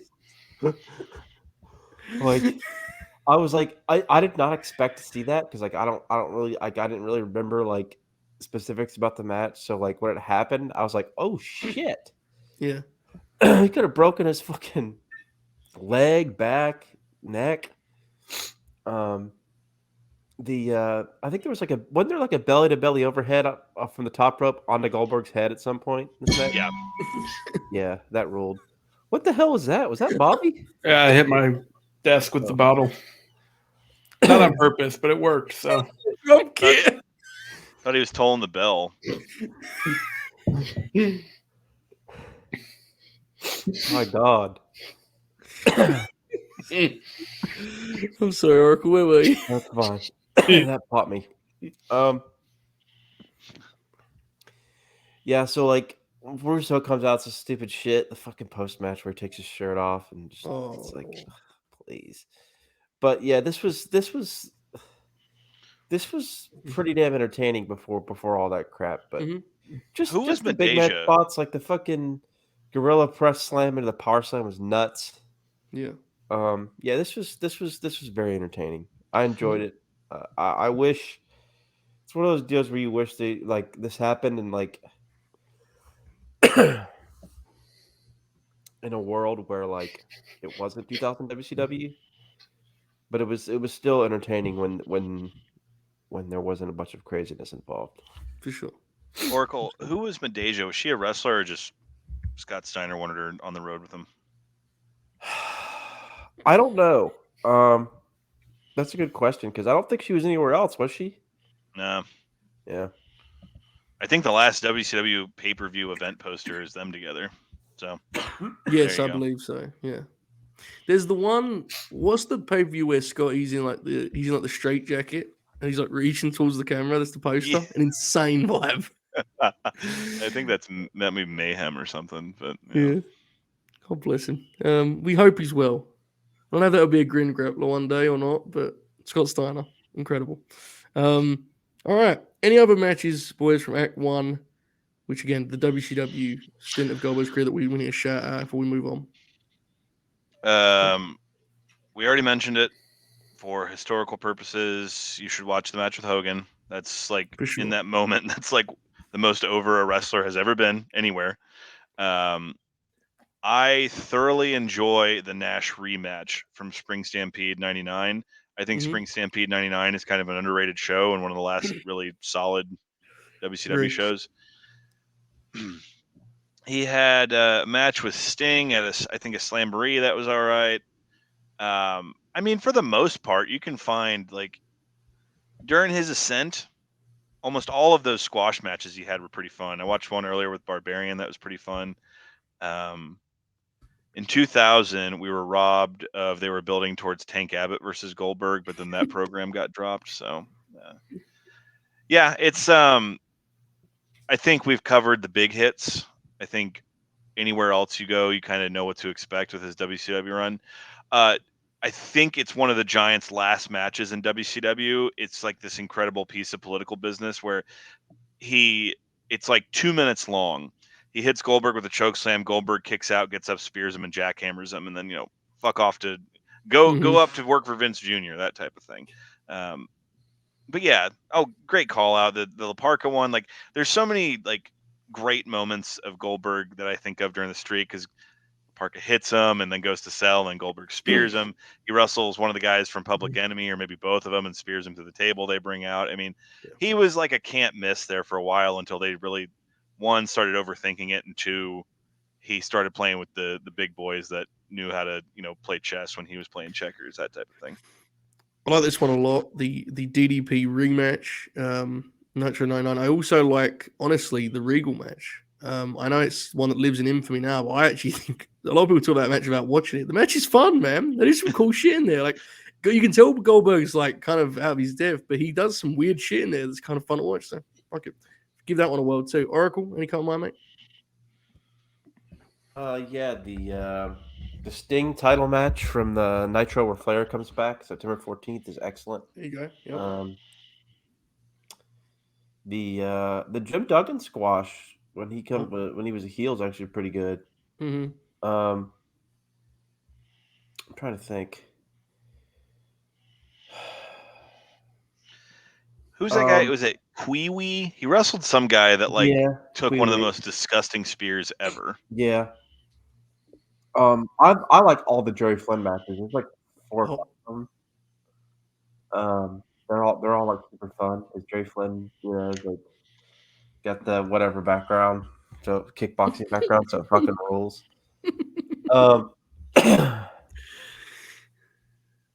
But yeah, he's super fun, man. Yeah, all the squashes from that period rule. Yeah, you can bounce around in that sense with Goldberg and WCW. It's very different though. In the next act, we head to Act 2 now for Goldberg's first stint in WWE. We get started with his in-ring debut. Backlash 03. He's opposite Dwayne "The Rock" Johnson, who's been in the news as of late, folks. This, of course, is Hollywood Rock. He's got very thick skin, I've heard that about him, yeah. He is Hollywood Rock here. He's, the height of his kind of chicken shit heel persona. This is an interesting experience, boys. I think Bill should have just said on that night, it's not going to happen. This is not the place for me to be. Rock doesn't care per se. Yeah. I don't think his intentions were sinister here. I just think this would have worked best as I just do a fucking Clash of the Titans, trade your big moves and get out of there. But the more that Rock overplays like the sort of comedic heel, the more the crowd resents what they're being fed and they like push back more and more and more. There are Rocky chants at the start. By the end of it, it's like, fuck it, it's just a Rock crowd. And again, while I definitely don't think he cared necessarily, I don't think he was being sinister with intention. I just think this was a bad formula, from start to finish in a lot of ways. Alex, what did you make of Backlash 03, Goldberg and Rock? If I remember correctly, Meltzer said it was something like Dwayne and Bill were friends, and he kind of wanted to help him get ushered into the company. And yeah, I posted on Twitter today that I think this is the most checked out I've ever seen a wrestler in the main event of a pay-per-view. It's like the modern standard was a few years ago when John Cena was doing that U.S. Open Challenge thing, and he opened a pay-per-view, and Del Rio came out, and Cena basically, he had the car running. He was just like, all right, I'm going to go through my spots, and I get pinned and go. And Rock here was like, you said Hollywood Rock, and again, Hollywood Rock was a 3-month run, and he's not even that here. He's just Rock again. Like, he's got the promo he cuts before the match is just like so like laissez-faire, and he has that point where he's like, you can wipe a cockatoo's ass. It's like, hey, it's the only animal the Rock could think of, and it's like that's not what he was doing at all in the build of this, like that goofiness. And then he does the thing where he's cutting the promo and he stops to look, and the crowd's chanting his name, and then he's like, he comes out, and it's to that all-time great is Cooking theme, and he's just doing the Rock walk, like the fast. He's not doing the slow saunter or anything like that, and he's cheesing at the crowd, and he's stopping and everyone flipping him off. He's like, you don't flip off the Rock, you thumbs up the Rock, like that type of shit. And so, yeah, I think this was definitely a sign of not what was to come, but just kind of, I don't think this was going to work because this crowd does not care about Goldberg at all. And then the Rock, Oracle and I had back and forth about Twitter, Larry Zbyszko was in awe of Rock stalling in this match. Like, he was just like, especially the setup in that last spear, dude. He takes 2 minutes to get up and like doing that thing where he's like collecting himself. And the Backlash 2003 original release DVD, which I have on the shelf, has a special feature on it that it filmed when the show went off the air, and the Rock like gets up and he's still selling But then he starts doing the Rock thing of like, oh, you like pie and all that shit, and then they start chanting Goldberg sucks at one point, and he's just like, no, he's all right, and then just goes back to doing like the Rock thing. So I think this was never going to work. Goldberg's first match in the WWF should have been him versus, I don't know who the fuck it would have been, but he should have come out, absolutely just blitz through somebody and then set that up. I understand like they did better business for this than they would have for a normal Backlash because it's obviously Goldberg versus The Rock, but anyone who bought this show to see Goldberg was not going to buy another show like this again, because this isn't like Goldberg that we want. And I think for almost the entirety of his WWE run, that was a trend that continued. It's not good. It's fun to watch just because, like,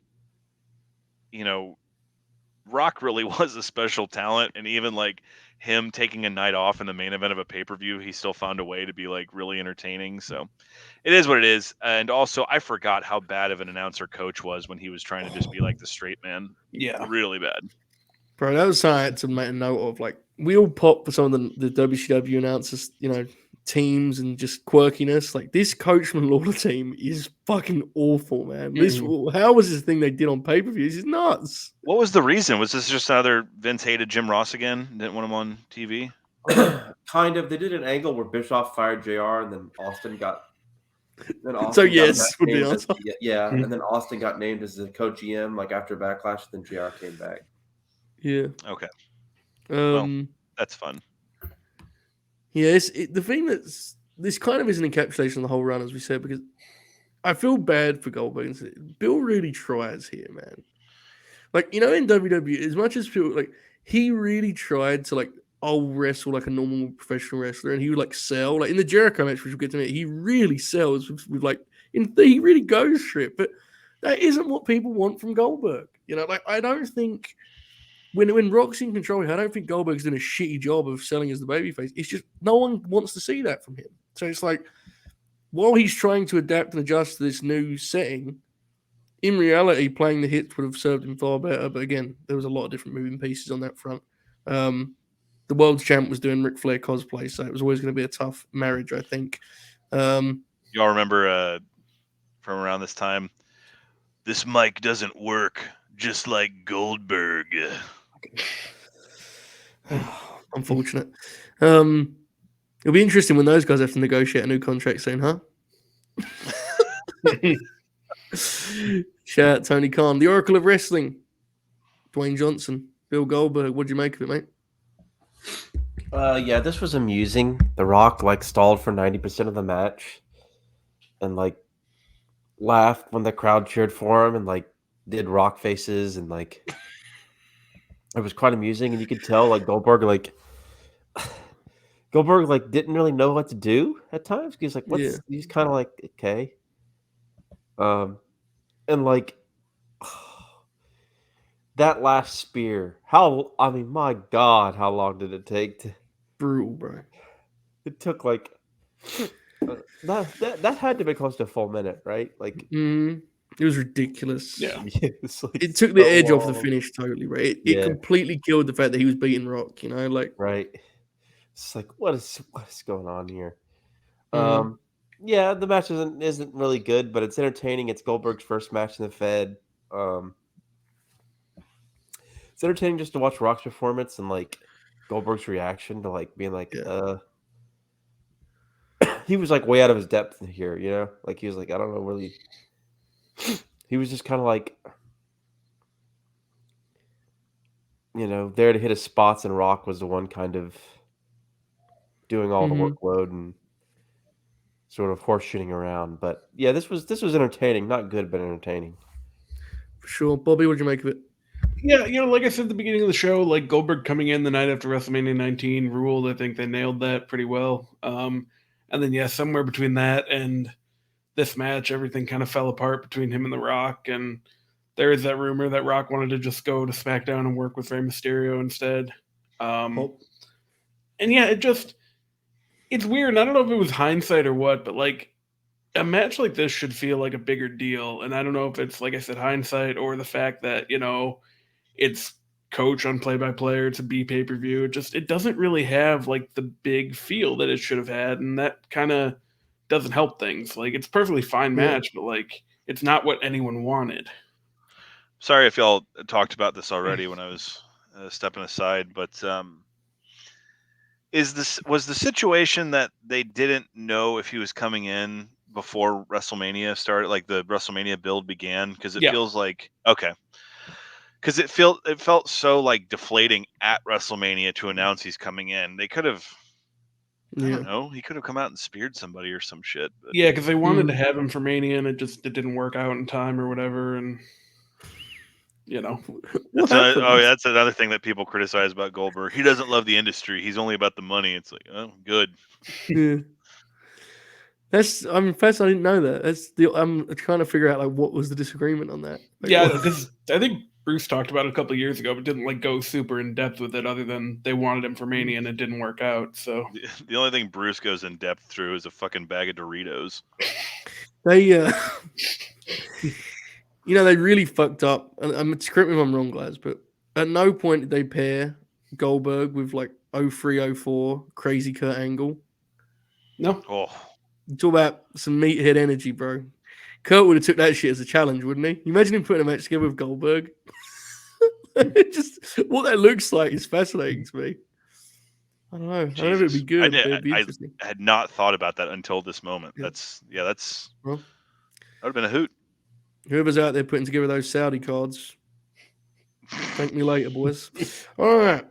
May 12th, 2003, Monday Night Raw. We head makes a familiar face here on Grin Grappler. We talked about Christian Cage last month. Here he is again, opposite Goldberg in a steel cage match. Oracle brought this one up on that very show.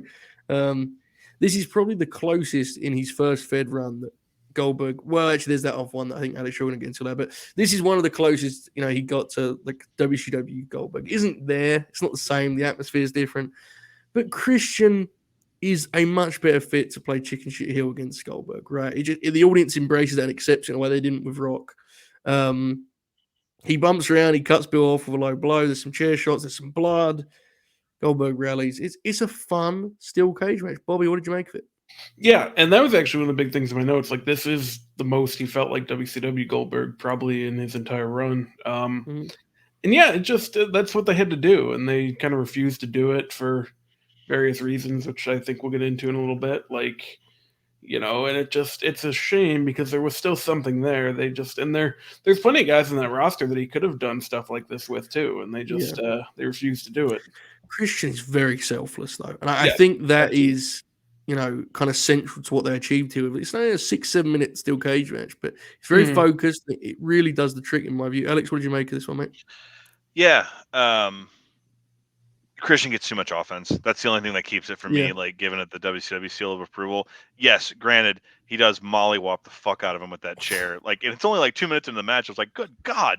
And that obviously leads to his underhanded cheating. But I guess that's my thing. The match is probably like 2 minutes, a bit too long of Goldberg selling, because you can tell. Look, we talked about this already, and these crowds reflect that people don't want to see Goldberg sell. Like, that's just not his appeal. It's the idea of, like, we talked about Warrior, and it's like Warrior and Savage is like my number one match of all time, and you would argue that Warrior's on the defense most of that match, but it's like that's a very extenuating set of circumstances. Like, for the most part, you look at any Warrior match that really got over, it was just him like steamrolling people. Same thing with Goldberg.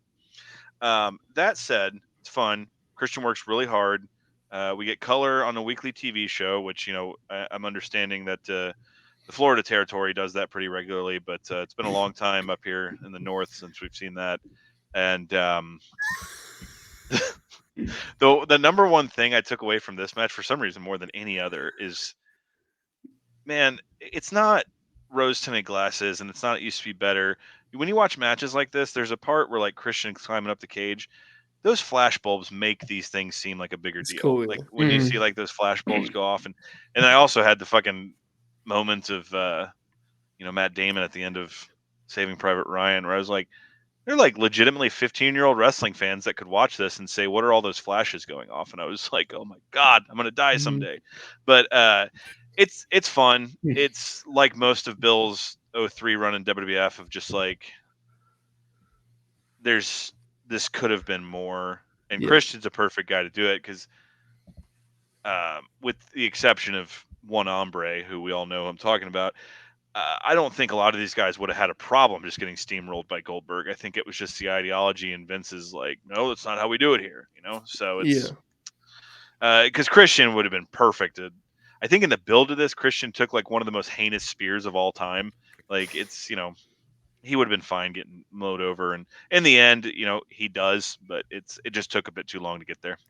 Yeah, I think I agree with that. Oracle, you give this one some love. You brought it up in the Christian program. What do you think revisiting it here, mate? This was fun. This was a really fun TV match. Alex is right. Those chair shots by Christian were brutal, especially that first one. Yeah, first one. It always pops me. I got like one of those like fist pump pops when Christian got busted open and JR goes, "Oh, Christian's been lacerated," which is I always love when JR with Christian got lacerated. So like, I was like, "Yeah, lacerated." So like, so Goldberg beat him up and hit the spear and so on and so forth. But yeah, this was fun. It probably did go a little bit too long, but this was just a TV feud that I really enjoyed as a kid.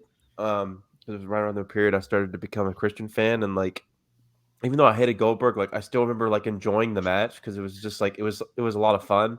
Yeah. Because just Christian was just so entertaining, anyways. And I think this kind of because don't they do like the car angle where someone tries to run over Goldberg and end up being Jericho or something? Yeah.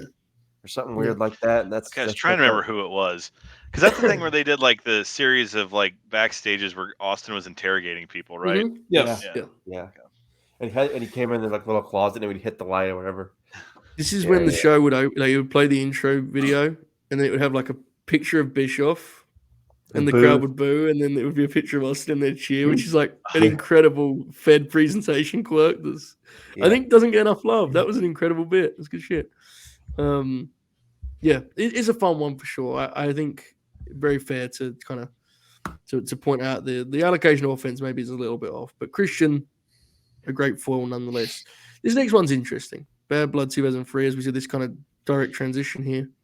Goldberg and Chris Jericho. Now, obviously, these two have a famous past, as we all know. Chris Jericho almost beat Bill Goldberg to death at some point here. Remember, that's a famous story, Bob. You've heard about that, right, Bob? Yep, for sure. Yep. He stood up. Have you heard about his ex? He was covered. He beat him, mount, took his back, choked him, and he stood up and he said, jobbers don't fucking mess with me, And the boys, everyone went like this and high five Chris as he walked out. So I love that story is like documented in his second book, like to a T, and he's changed his own history. That he's a pro wrestler. That shit doesn't mean anything, but yeah, you gotta respect it on some level, on a lot of levels. Absolutely, honestly. Yeah.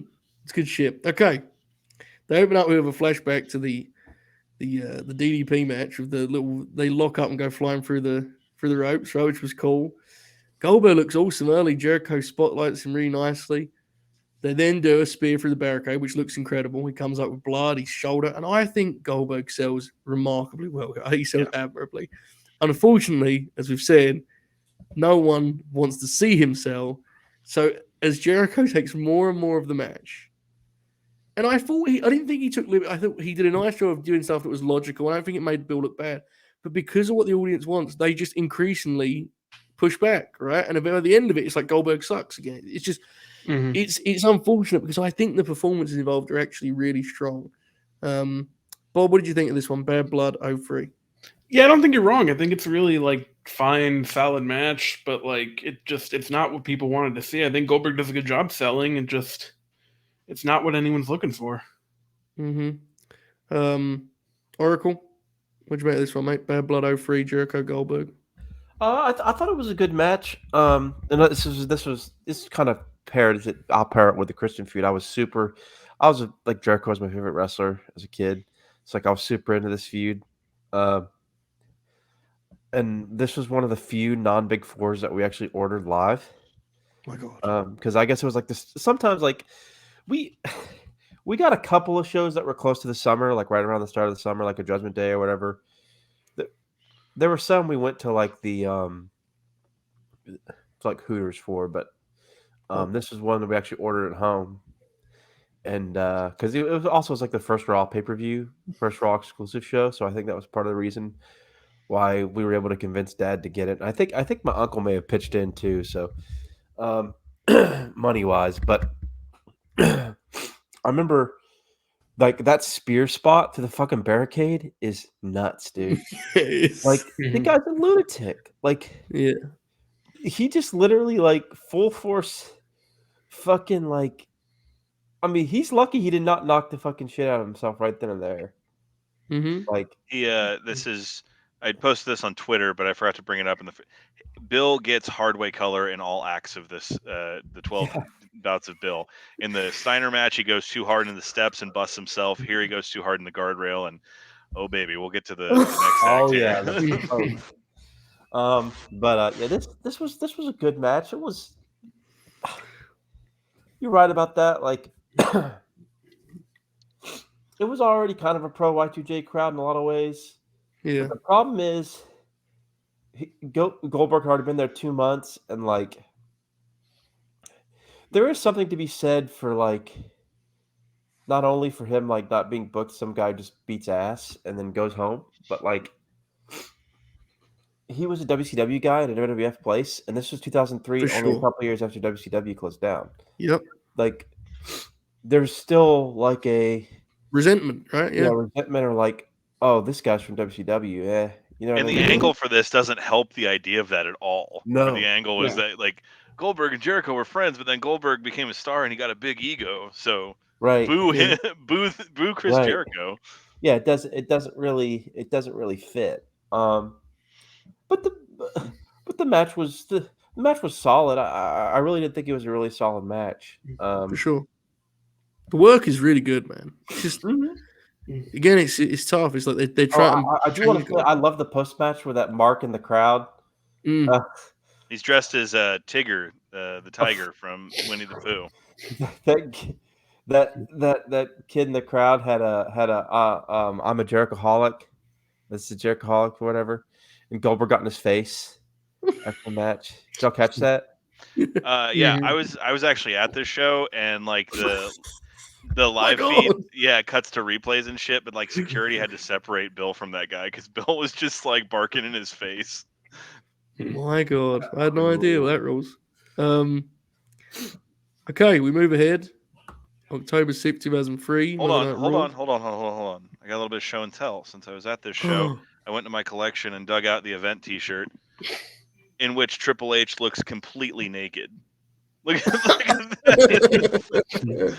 My bad, Alex. I didn't throw to you on that, bro. My bad. No. You're all good. I don't have much to add besides I was going to show off from the Compact Center the event T-shirt for Bad Blood 2003. Beautiful. Yes, the main event of Triple H and Kevin Nash in Hell in a Cell is probably Kevin Nash's best match ever, maybe next to the Brett Survivor Series match. Yeah. But yeah, this Oracle and Bob and yourself, Joe, covered everything. The only other thing is like from a live perspective, being there, sometimes you just have like very weird flashes of vivid memory from wrestling shows you've been to. It's that when Jericho goes for a flying crossbody and Bill catches him and just does that slam where he falls forward. I don't know why I remember it so much, but like the impact and the noise of the ring made like went through the whole building, and that's kind of my main memory from this. And it's a fine match. It's just at this point, I didn't know this at 15 or 16, whatever I was, but they'd already cut off Bill's dick at this point. It was just kind of like, this is what we were going to get the rest of the time. Need that first impression to be great, man. He needed it. Like, it was important. It just, yeah. Right, we move ahead. October 6th, 2003, Monday Night Raw. Mark Henry here opposite Goldberg in a Raw main event. This is in the midst of the bounty gimmick, right? Where Goldberg's the champ and they've got a bounty on his, that whole deal. Rodney Mack is here, star of NWA Power. The Mac Militant. Factual, as well as Teddy Long. I pop huge for Rodney Mack being sent to the back, but not Teddy because he has a manager's license, which is real graps. Alex, I'll start with you here. What did you make of this one? This is good. This is if someone's gonna get a large amount of offense Right. on Bill Goldberg, it should be someone like Mark Henry, and it was honestly one of those I was kind of bummed when it was over because I felt like they were just getting cooking, and which is you don't say that much when a Goldberg match ends 6 minutes in, but like um, Bill still saves face at the end and does the jackhammer, which is just like Big Show and some of the like that Reese fucker in WCW, like those guys are like long, and like you can like when he gave Giant the jackhammer the 2 or 3 times he did it, like he can get him up, and if we're breaking down the anatomy of a move, fucking Paul White can kind of post and hold himself there. Mark Henry's just a fucking house. Like Yeah. there's so like Bill getting him up here, even if he's working with him, is still insane because it's like not from like what would you think? What's probably I guess probably like a fireman's carry would be from like a perspective probably the and he's like doing a vertical suplex on this 400-pound dude. He also murders Sean with the spear at the end, which is fucking beautiful. And from my memory and rewatching this had to be about as good of a TV match we got of Goldberg in his first run in WWE. Even though the finish was like a schmoz, it felt close enough to like this is how you should be utilizing Goldberg.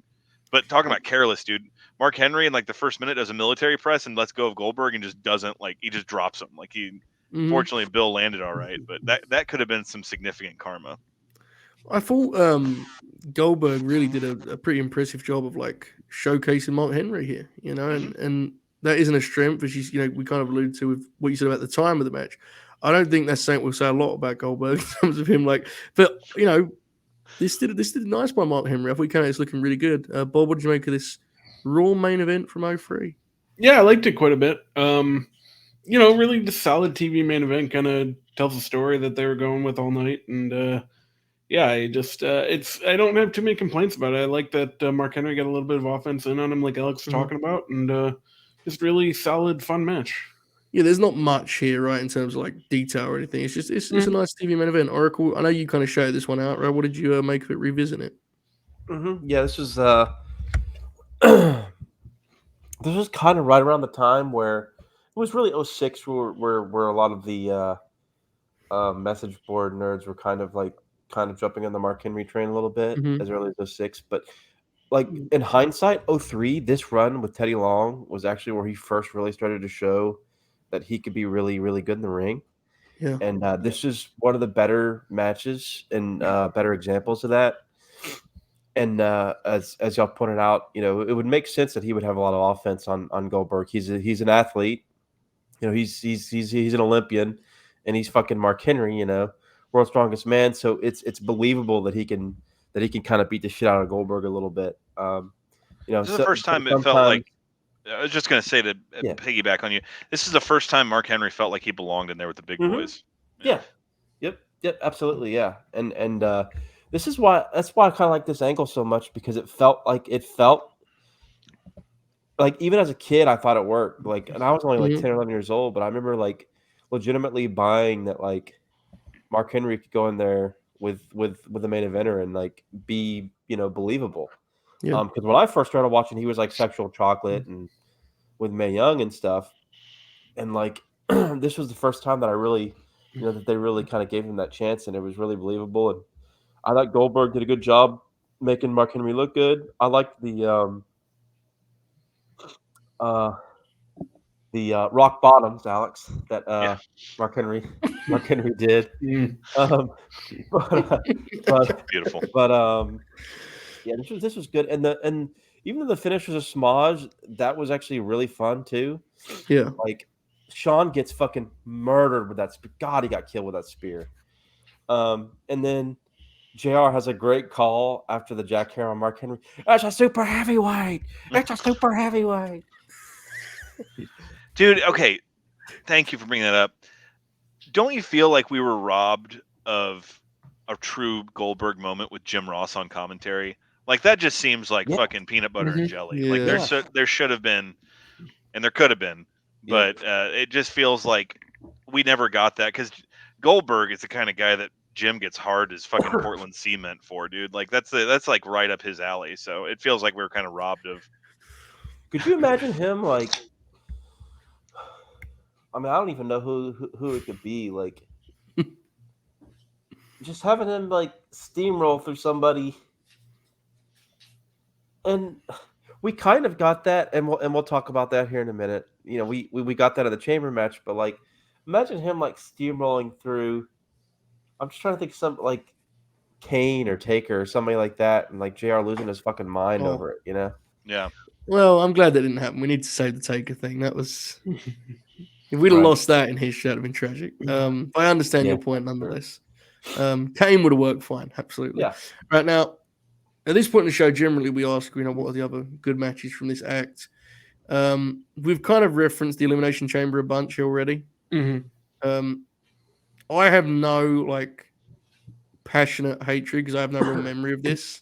It's been referred to many times by my cohorts on this program. So I guess what I said, the floor is yours, boys. Like talk about the lost moment there with the Elimination Chamber match. Have you seen it, Joe? I have, but like I genuinely don't. It has no place in my wrestling memory at all. So I don't know. Well, the problem is now is it's almost like an LOL Triple H thing. Like that's kind of what it's become. Yeah. But it's like I rewatched it today because it can be found on the 2013 Goldberg Blu-ray set. But that's like the one time they had it right, and like the crowd is losing their mind, and Jim Ross is losing his mind. It's like a car wreck, jackhammer time, and then Triple H comes in and wins, and it's like that whole run could have been saved by this one thing because it's like it's so obvious. My sister was watching this shit with me earlier because I was working and kind of had it on in the background taking notes, and I just kind of let it play through, and she started like losing her mind. She's like, "What?" She's like, "I've never seen this before. Like Goldberg's killing these guys," and I was like, "Yeah, just wait." But he comes in. The way he like destroys Randy, he does that thing where he gorilla presses him and then catches him on the way down into a spear, and the crowd's just like, "This is the greatest thing I've ever seen in my life." And the whole idea of it was like, the whole, it's so Triple H. The story was like, all right, Goldberg deserves a title shot, but the only way he can get it is in this match, where he has to go through all these other guys. And then Triple H is like hidden from him, and and then he finally gets Triple H down, and then Triple H won't come out of his cage, and then so Goldberg breaks it down and pulls him out and beats the shit out of him. It's just like all he had to do was go in the ring and spear him and jackhammer him. But no, Triple H then had the follow up will be we have 2 25-minute main events, and that will get you over.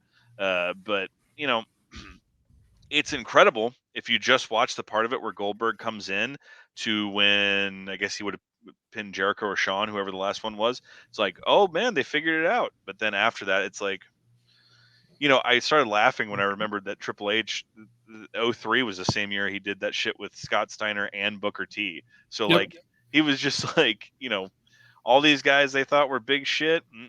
They're coming over here and I'm gonna beat them. But it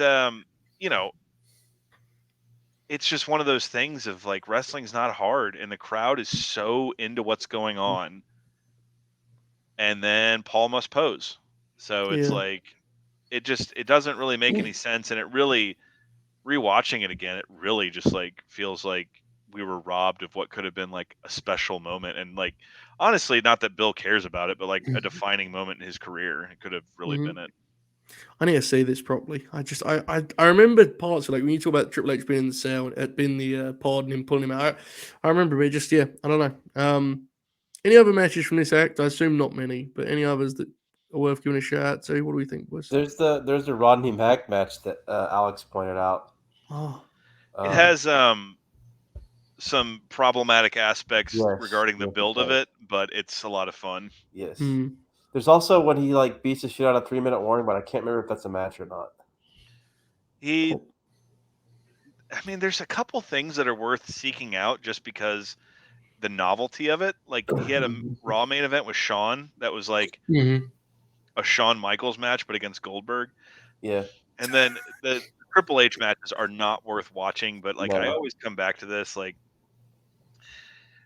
the finish of the Survivor Series 2003 match, because in the end, like I'm a comic book movie guy, and with wrestling, I always want the good guy to do the right thing. And there's this part in the match where Evolution, like Triple H goes to hit Goldberg with the sledgehammer, and Goldberg gets it, and Evolution, like all three of them hit the ring, and then Goldberg, does the gimmick shot with the sledgehammer to take them out, and then he looks at Triple H, and then he looks at the sledgehammer, and he throws the sledgehammer out of the ring, and then spears him and jackhammers him and pins him. And I always thought that was like the coolest like superhero thing of like, I don't need this to beat you, that type of thing. But then the build, like the 04 Rumble, which is now of course redacted, but like the build to that is one of the best builds ever to a Rumble. And part of that was Goldberg was 30, so there was like the fucking omnipresent threat of Bill coming in at 30. When he does, he fucking kills people. Kills Nunzio, man. Yes, he kills him, and like Billy Gunn tries to do something to him, and Bill completely no-sells it, just hoofs him over the top. And then Brock comes in and eliminates him. And anyone who watched WrestleMania 20 live can attest that like the thought was Brock and Bill was going to be like the greatest match of all time, and it was. We just had to wait 13 years for it. But going back to that chamber, as I told Joe last time, if and when any of y'all actually watch it, make sure you hang around for the post-match beatdown, because they do this thing where Goldberg's handcuffed to the cell, and obviously he can't blade himself, so our friend Ric Flair takes it into control and fucking he takes the blade from Atlanta and takes it all the way to San Francisco is what he does with it. Beautiful. As we come to a closure back to, Joe asked, do you think Vince didn't get it, or do you think he did it maliciously? I think a bit of both. The latter is probably he's kind of oblivious to in some ways. It's just who he is. I will say the boys shouldn't get off free here. Those WWF guys are fucking weird, man. I mean, it's the same shit they did to Vader when one of the best big men in the wrestling history came in, and they were all like, this idiot sells too much. He bumps too much. Like, they absolutely wanted him to wrestle like every other big WWE guy ever. And he had to show them he was willing to sell and wrestle like them. And while that doesn't, obviously it's Vince who makes the decisions and made very bad ones consistently. That culture they have there, I don't think that was any good for someone like Goldberg at all, quite frankly. So I think that's part of it too. But I don't know. What do you guys think? That's like, I mean, that's what Shane Douglas, when he went there in 95, just got murdered by their whole idea of like what a wrestler should be. And, they tried to do that shit with RVD, but he didn't really care. And, he was able to just kind of get over on his own. But with Goldberg, I think you're right. I think it's a little bit of both. I think Triple H's intentions were way more malicious than Vince's were. I agree. Yeah. And I think that Vince also, like, I mean, one of the first things he did on TV, if I remember correctly, was he had Goldberg do a segment with Gold Dust where he wore like a wig. And it's like, to me, that's not malicious. It's just Vince's sense of humor is from fucking 1945. So it's like, I think the far more like damaging and people that actually had it out for him were not Vince McMahon. Yeah, I always say another good comparison would be DDP. We talked about earlier, right? He's a guy who they just assumed they decided he sucked because he liked to lay his matches out, which is so ironic now, right? Like but like that, that kind of bullshit internal mentality they have. I think that was tough for Goldberg, and he struggled enough with it in WCW. WCW was a free for all. I mean, that was the charm, the pro and the con. So yeah. Does anyone have anything to say about the Brock match, the first Brock one? Don't have an asked. I remember watching that live. It was one of the most deflating experiences of my life. I was just, a fucking testosterone-filled teenager ready for these two guys to kill each other, and they just kind of look at each other, and then they kind of do moves, and Austin, without having to really do any histrionics, just steals the show, just kind of like walking around and whatnot. But it's, I don't think I've ever gone back and rewatched it in full, but it's like, now it's kind of an interesting thing to watch just because, like, Brock was clearly so bothered by the reaction. Like, it's, Bill didn't care, but I love the, Meltzer did an interview. If you've never listened to it, you should check it out after you're done listening to the Late Night Grin. The Laps fan did the 30-year retrospective on WrestleMania back in 2015, and they did an interview with Meltzer about WrestleMania 20, and he talked about how the entire mentality going into 20 was, all right, Brock's gonna win, and someone's finally gonna beat Goldberg clean, and there's nothing he can do about it. And then Brock decided to leave, and the day of the show they got there, they're like, well, they're both leaving, so the babyface will win. I mean, that's WWE in a microcosm, but I don't know. Joe, have you ever seen it in full? I have. I actually don't think it's nearly as bad as people pretend it is. It's just that they stare at each other for the first 5 minutes. So at that point, you're dead. You're climbing out of the hole. Because I always thought it was a bit, because people it's the worst match ever. It's definitely not that, bro. There's still some cool physicality. It's just there's no oomph to it because neither guy gives a fuck, right? So it's I think it's something you have to see as a wrestling fan before you die. It's a bizarre moment in time, a bizarre spectacle. It is made way more interesting, frankly, by what we're about to get to here in Act 3. Let's move ahead. Goldberg and Brock Lesnar here at WrestleMania 33, 2017. 13 years, man. It's insane. And before we get to this, again, I want to reiterate. Survivor, there it is.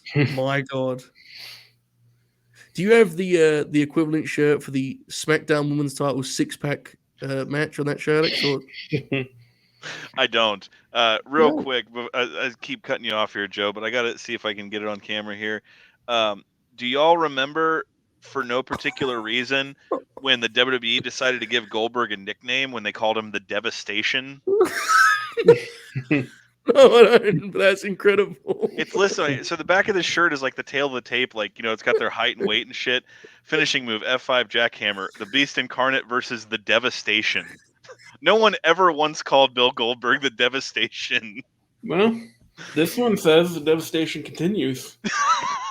So, got it over, man. This was the first match was the one when Bill did the promo where he said, "You're next, you're last." It's just fucking incredible. And of course, he shocked the world. He beat Brock, and to their credit, they very seldom do sports vibe, but they actually did do a really nice job of in the first match doing this idea of he's this old prize fighter, but he can still knock anyone out. He has that one shot of the jackhammer. He has one more jackhammer in him was the story. That was special. Things lose their way pretty quick. I don't, the Kevin Owens thing I think did him more harm than good. I think it's represented by the reaction at WrestleMania. Fuck, when they're booing, but I didn't really remember them booing him that bad until I rewatched this. Which is, the belt wasn't needed here at all, but whatever. That's, Well, also just from a canonical storytelling standpoint, we also need to call it the whole reason Brock entered the Royal Rumble was to get back at Goldberg. Yeah. He was gonna, because Goldberg said he'd be in the Rumble, and then Brock comes in and fucking cleans house, and then Goldberg comes out and immediately eliminates him, and so that kind of sets up what's down the line. Who won that Rumble? That was on with Taker in it, right? Fucking Randy Orton. Why? Who did he wrestle? Bray Wyatt. Oh, fuck. The maggot match, or the projection on that Rumble. That's the Rumble that has the comedy spot of the decade in it when Roman was number 30.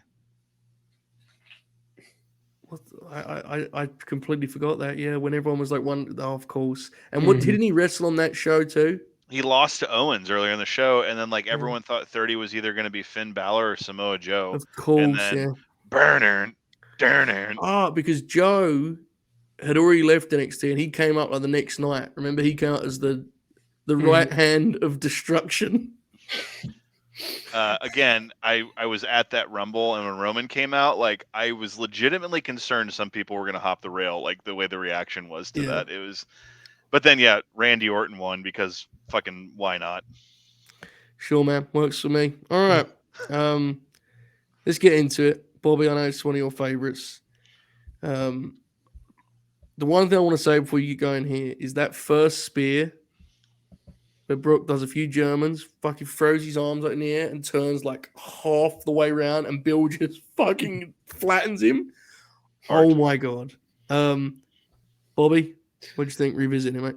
Yeah, listen, I said it during the Raven match, the best Goldberg matches are when they can just go 100 miles an hour the entire time, and that's basically what the best Brock matches are as well. They were both motivated, kind of ready to go. Brock's like a true babyface in this match, which we hadn't seen prior to last year. They do the spear through the barricade way too much, but it works here. They didn't do too much yet at this point. The leapfrog on the spear is an all-timer. Brock hitting the 10th German suplex and the crowd going crazy because the Ty Dillinger chant and Brock just having no clue what it is and just going with it. Great stuff.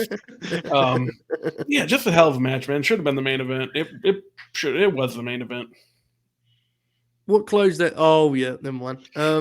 There was like another hour after this show. To me, like in my mind, in reality, if this had ended at that match, people would regard it as like a top 5, top 6 Mania, in my opinion. Bro, it is so fucking awesome that Taker closes this show of like an all-time embarrassing performance, and we like jump ahead 2 years, and he does it again with Goldberg. That was a peak Mecha night too, when people were like acting like that fucking Roman Taker match was any good. Yeah, where they pretended it was like the story of the match. Like, they meant to have a bad match at the biggest show of the year. That's what they meant to do. It was drama, brother. Oracle, WrestleMania 33, one of the most famous sprints of all. What do you think? Oh, the Oracle of Wrestling, you're still muted. Sorry about that. Sorry, folks. No, I have to mute myself tonight. My coughing has not been kind. This is a classic. That first spear, I was there live as well, and that fucking first spear is like insane, man. And the way they capture it production wise is so great. Then of course Heyman's out there, freaking out. You did the spear through the barricade. When they get back in, the leapfrog of the spear is like, and of course Bill's going like full speed ahead. It's basically like a DDP spot. So if Brock doesn't catch it in time, he gets his fucking crotch speared full on. So like, they timed that just perfectly. Of course, the Big 10 German suplexes and then the F5 to finish. But yeah, this is one of the better Mania matches of all time, and this actually, I've seen it a couple times. The first like 1 or 2 rewatches, I didn't like it quite as much live, but I liked it just as much or more on this one. So it might be one that I go kind of back and forth on. I've never thought it was bad ever. I've always thought it was great, but I really, really enjoyed it this time around. So yeah, it's a hoot for sure. Alex, what do you think? Shit. Yeah, I think this is a masterpiece. This was my match of the year in 2017, and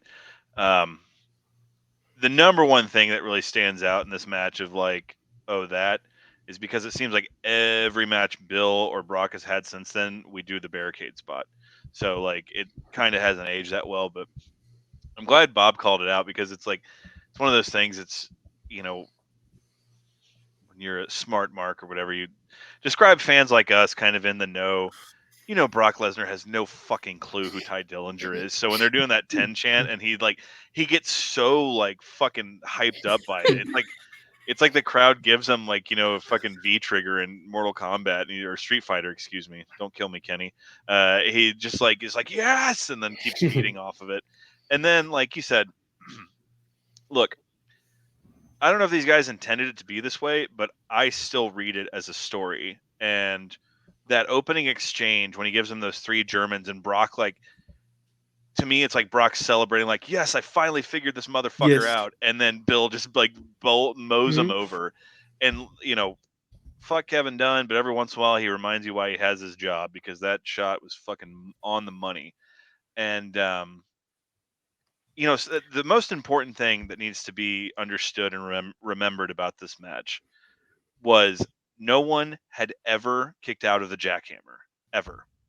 And like, there's the one time where Hogan kicked out of it, where he blamed it on someone being out of place, but it's not what was supposed to happen.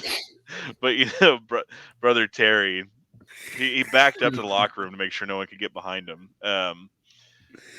So as much as we joke about the NXT reactions to kickouts and like that was Spring Stampede 99, right?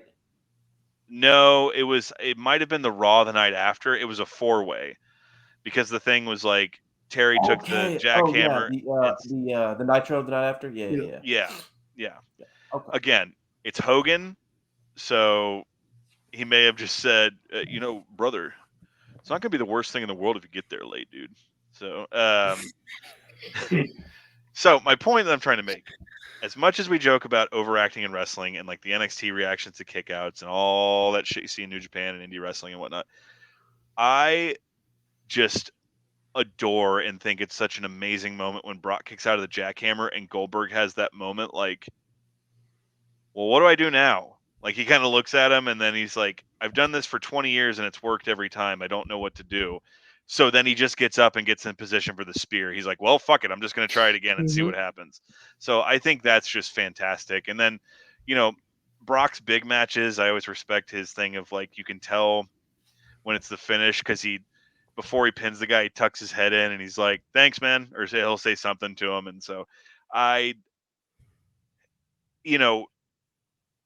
people I think took away a lot of the wrong lessons of this. And by people, I mean WWE, Brock Lesnar, Bill Goldberg, and people involved. But this is like an example of like that idea can work and can work beautifully when done correctly.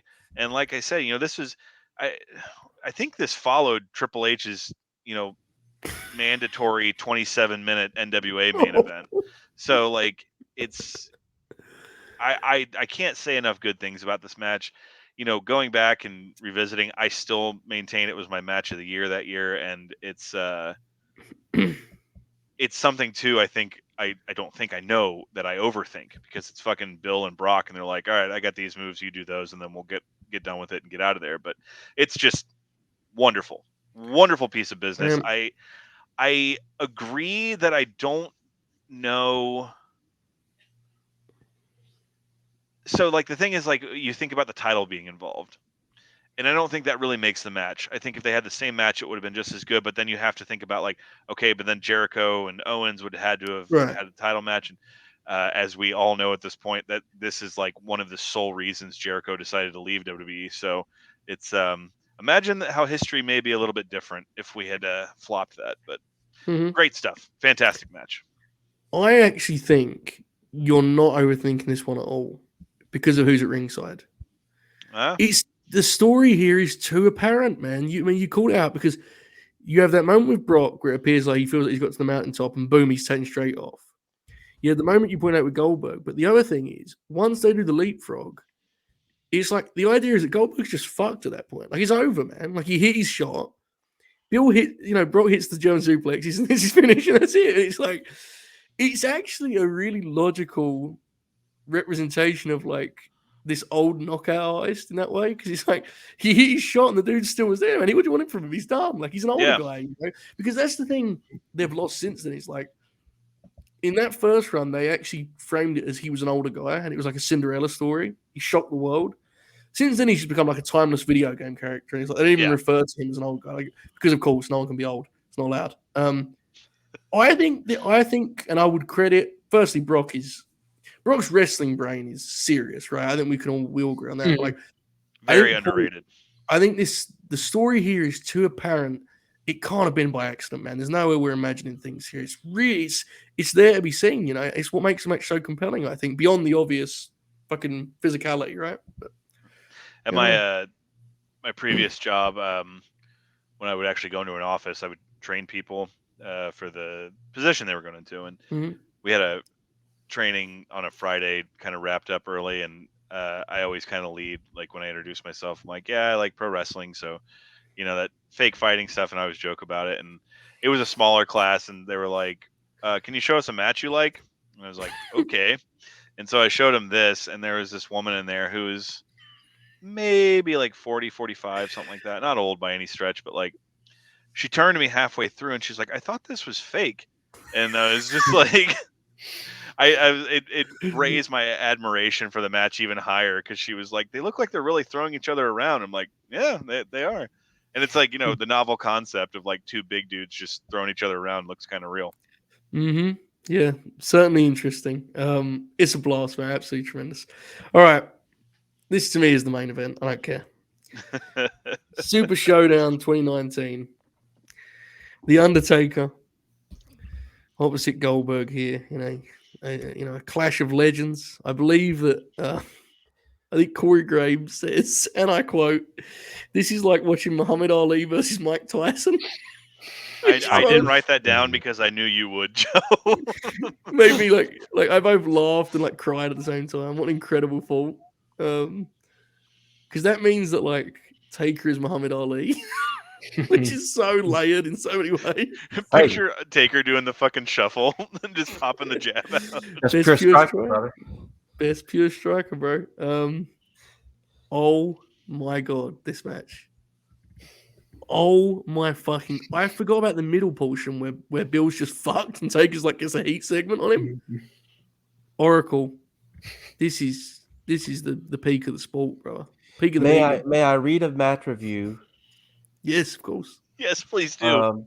From someone on the Wrestling KO message board who nominated this for one of the like they would do like a thing on Wrestling KO where they were like nominate matches and you would do yes nos. This match was nominated and had a few yeses. Did have one no, but this is the person who nominated and this is their review. Okay, guy's name is Mike. It's not no relation to me. Okay. Smartly worked, reckless heavyweight spectacle that didn't overstay its welcome. Goldberg running through Undertaker with 2 spears only for Undertaker to go into zombie mode was great. Goldberg bleeding hard way after launching himself into the ring post was one of those Necro Butcher-esque basic spots that ended up being unexpectedly brutal. Blood made Goldberg look extra vulnerable as old broken down Undertaker worked him over with punches, etc. The shoot tombstone was disgusting. Both guys running into each other was a smart desperation hope spot as it gave Goldberg some breathing room. Goldberg spear after the snake eyes perfectly timed. The brainbuster jackhammer was another head drop of the year candidate. I didn't have a problem with Goldberg collapsing during the tombstone attempt. From a selling point of view, it made more sense than an elegant reversal. Chokeslam was weak, but Goldberg was on his last legs anyway. Not a match of the year candidate, but certainly worth checking out. And this is the best part, the last sentence. Ignore the weird CrossFit fans. Thank you, Wrestling KO Mike. Outstanding review. Beautiful. I legitimately concur with a large degree of what he said. Maybe not quite of the maybe not quite as what would be the word, exaggerated as he is. But I did legitimately enjoy, especially the Snake Eyes spear. I thought was really good. Yes, when Goldberg got himself knocked out, the fucking ring post spot, the blood. I think my favorite part of the whole match though is after the spike jackhammer. I specifically paid attention to Taker and his face. Taker, like a second, he goes, "Oh shit!" He goes, "Oh shit!" You can just read his lips.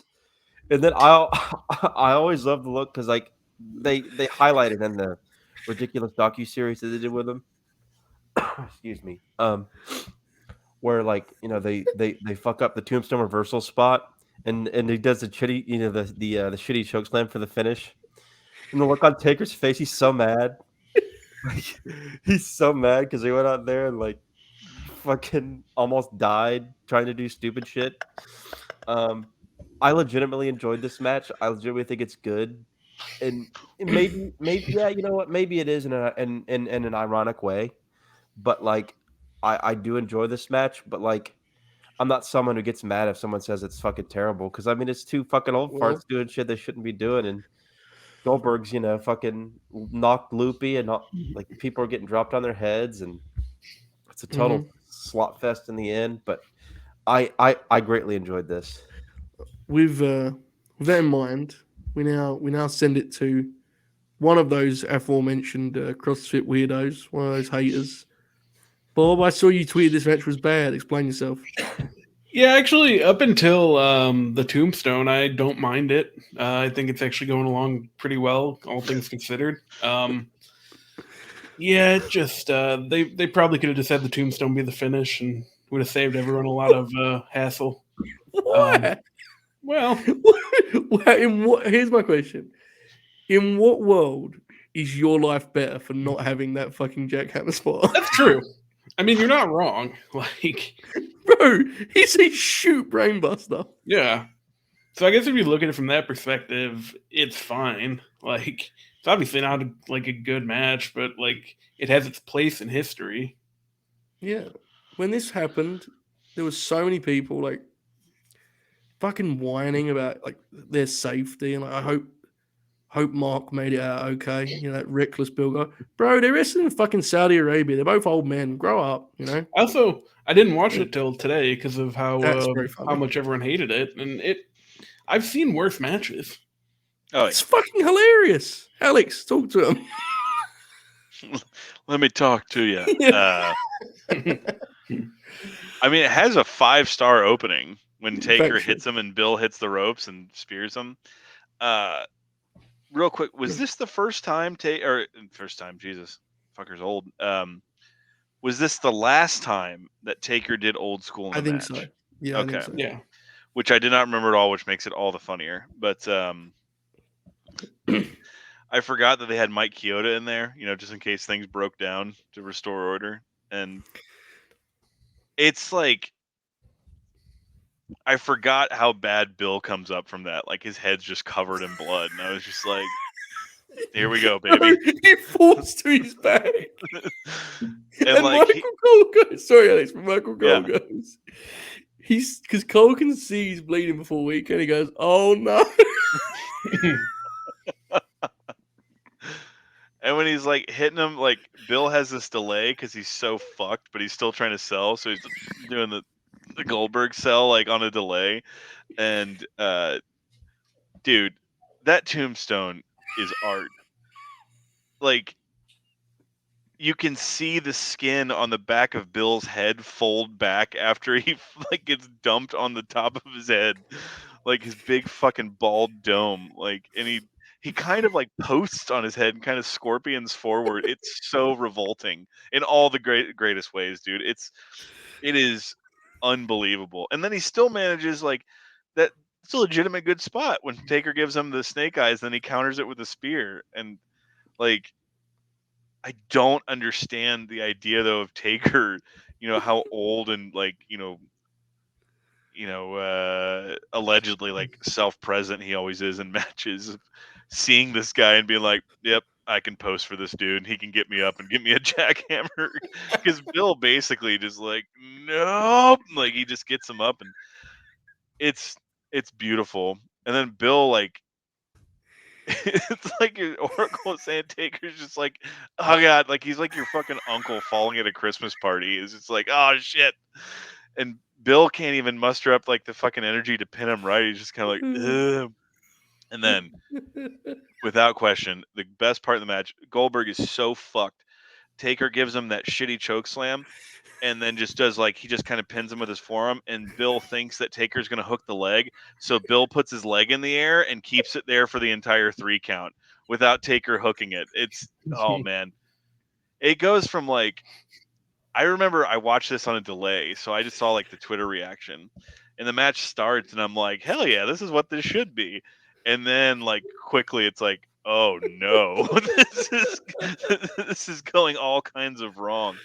But it's like, man, it's a spectacle, and it's fitting that it happened at one of those Blood Money shows, because it's like, that makes it all the more like, I don't want to say funnier or entertaining, but it's just like, it's fitting a disaster of that level would happen at one of those shows. Listen, I'm having a tough enough time coughing tonight, but JJ's comment is The killing Saudi me, man. haircut.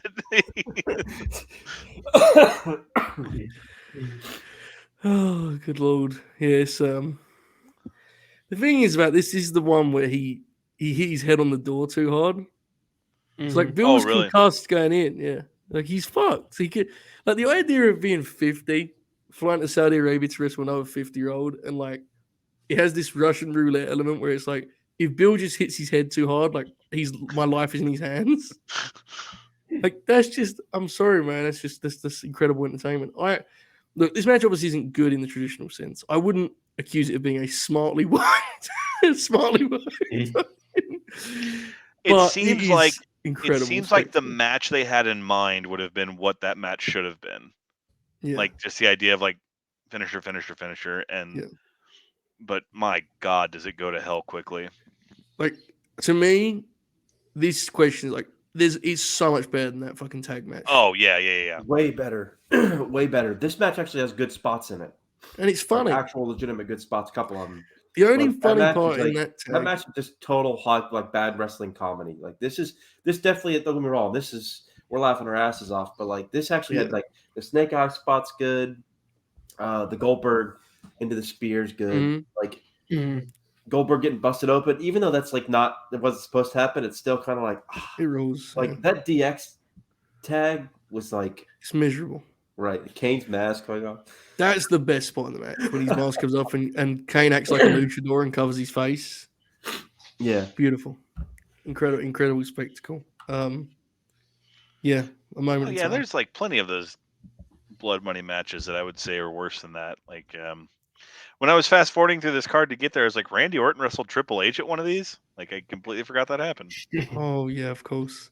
Yeah. They had the exact match you're expecting to. just like paint by numbers, exactly what you think it would be. All right, let's move ahead here reluctantly because I could stay on that all day. SummerSlam 2019. In the recovery from that affair that we just discussed, both men had a chance to sort of redeem themselves. Taker had the tag match with Drew Mack and Shane, right? With Roman. And they fed Bill Goldberg, Dolph Ziggler, who was created in a lab to take the spear in a range of ways. And he shows that here. This had like a very random build because it was literally just a reason to get to this match so Bill could have a nice thing, This is an incredible hit, though. Alex, did you say you were at this show? I was. I Yes. don't have the event shirt from it, but yeah, unfortunate. I have a shirt, but yeah, this is a weird show too because like the card was, you want to talk about peaks and valleys. Like this was awesome, but then Ember Moon and Bailey laid an egg, and then like Ricochet and I don't understand how him and AJ had a bad match, but they did. But then like this is the best Seth Rollins match ever in the main event, so it was all over the place. Yeah, this is awesome because it's your classic Goldberg style match with kind of like this comedic twist at the end that's not like unfunny. Like it turns into like this Austin Powers bit at the end, and I remember just like the novelty of Goldberg having the second match, and like I wasn't detached, but like at the time I didn't realize this was solely because I had to watch the video package because I was like, why did he wrestle Dolph Ziggler? Like I could not remember that, and it was something to do with like Ziggler's feud with Shawn and the Miz because Miz was fucking babyface again, but this was all because he wanted to make good for the perceived disaster he had in Saudi Arabia. But yeah, it's great just because it allows Ziggler to have a moment without betraying the Goldberg formula. Like, and I think that's really cool. And also like Bill sells it tremendously, even though he kicks out at 1 or whatever, but still it was such a cool, like, in the crowd, like rises to their feet when he super kicks them. And then, yeah, the spear he takes is awesome. And then the jackhammer, and it's over. 4.5 stars right there. And then he does that thing where he keeps calling him out after the match. And to me, my favorite part was like he calls him out the first time he comes down and spears him, and then Goldberg leaves and he calls him out again. And then they started playing Goldberg's music again. That's for some reason the part that made it so much funnier to me. But then comes out and spears him. I forgot this was the show that had the infamous "I'm not your bro" backstage with Goldberg, which kind of makes that all the funnier. But I think this is like one of those make goods. Like I know that wasn't the intention, but in my mind, it's like, all right, I get we fucked you up 10 years ago or 15 years ago, whatever it was. So we're gonna bring you back, and we got some, we can do right by you this time. And I think this is so fun. The thing like from fucking entrance to the end of the segment is 5 minutes, but it's a great time. Yeah, Dolph is wonderfully committed here to this role. It adds a lot. The timing on that super kick is just fabulous. And that first super kick is just like perfection. It sounds dumb because like there's literally 4 things in the match, but like it's that first super kick is perfect. Great moment. It's a lot of fun. Bobby, what did you make of this spectacle from SummerSlam 2019? Yeah, I forgot about the whole ending bit, which was very funny. This probably is how they should have just used Goldberg going forward. Like, I didn't have a problem with him getting the match against Roman eventually and some of the other stuff we'll talk about, but just like having him come in and work just these quick matches against like Corbin or Sami Zayn or Ziggler probably would have really improved the general perception of him the past couple of years. But yeah, I like this. I've always enjoyed this match. You mean he doesn't have to exclusively work title programs? Yeah, exactly. Wild take. Oracle, what do you think of this segment almost with Dolph here? This was a blast. Like, look, I've been way down on Dolph, rightfully so, at times, but like, this is rightfully so is a little mean. Well, part of it is that he's just a victim of overexposure. But this dude is a perfect guy to bump for fucking Bill Goldberg. And like the way he eats those spears is fucking amazing. And of course, that first super kick was like, oh shit, because like I remember thinking like, there's no way he's gonna get any offense. Like it's just gonna be spear jackhammer over. But he gets that first super kick in, and like you could tell the audience is like, oh shit, he actually got offense in, like something. And like Goldberg sells it just enough to where it's like, oh shit, he kind of caught him off guard. Like nobody really believed he would beat him, but like it was timed so well and done so well that it was like a good holy shit moment. And then of course he gets kind of like a sloppier second one, and then Goldberg just fucking steamrolls him. And of course the post match is great where Dolph does the mic work and Goldberg just murders him again with the spears. But yeah, this was a really, really awesome way to showcase Goldberg. And also, it kind of reminds you how good Ziggler can be at his best, which is like the cocky dick heel, who bumps like a maniac. And that all that stuff was there in spades here. So this was super enjoyable. I liked this at the time, and I still like it. It's a really fun deal. It's nice to have a Goldberg segment. I think everyone agrees was like just fun, rather than having to like wade through intense debate afterwards. Speaking of such, up next we head to 2020, a show that caused irreparable damage to the world, allegedly. The only match on this list that is somehow funnier than the Undertaker match. Here he is up against the Fiend here, back in Saudi Arabia. This one is special for me personally because I was given the honor of reviewing this pay-per-view immediately afterwards on the famed Fightful platform. Many thousands even tuned in expecting rage and sort of mass distaste, and I sort of laughed a lot and explained it was actually very good. That set the tone for my career. I've not recovered since. This is, man, is this funny? Yes. Immediate spear, mandible claw. He pushes out of the claw.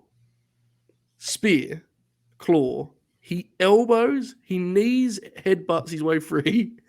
Hits a jackhammer and pins him. This is one of the most incredible. I don't even know whose idea this was, or like how this was produced. About someone being like, "Hey guys, like Bray got hit by 20 curve stomps 2 months ago. Like maybe you should." Goldberg fucking eats him up without any hesitation. It's incredible. Bobby, what did you make of this on a rewatch here? Yeah, it's still great, man. And at the time, I kind of thought like, oh, Goldberg should win. That's what I thought going into it because Goldberg.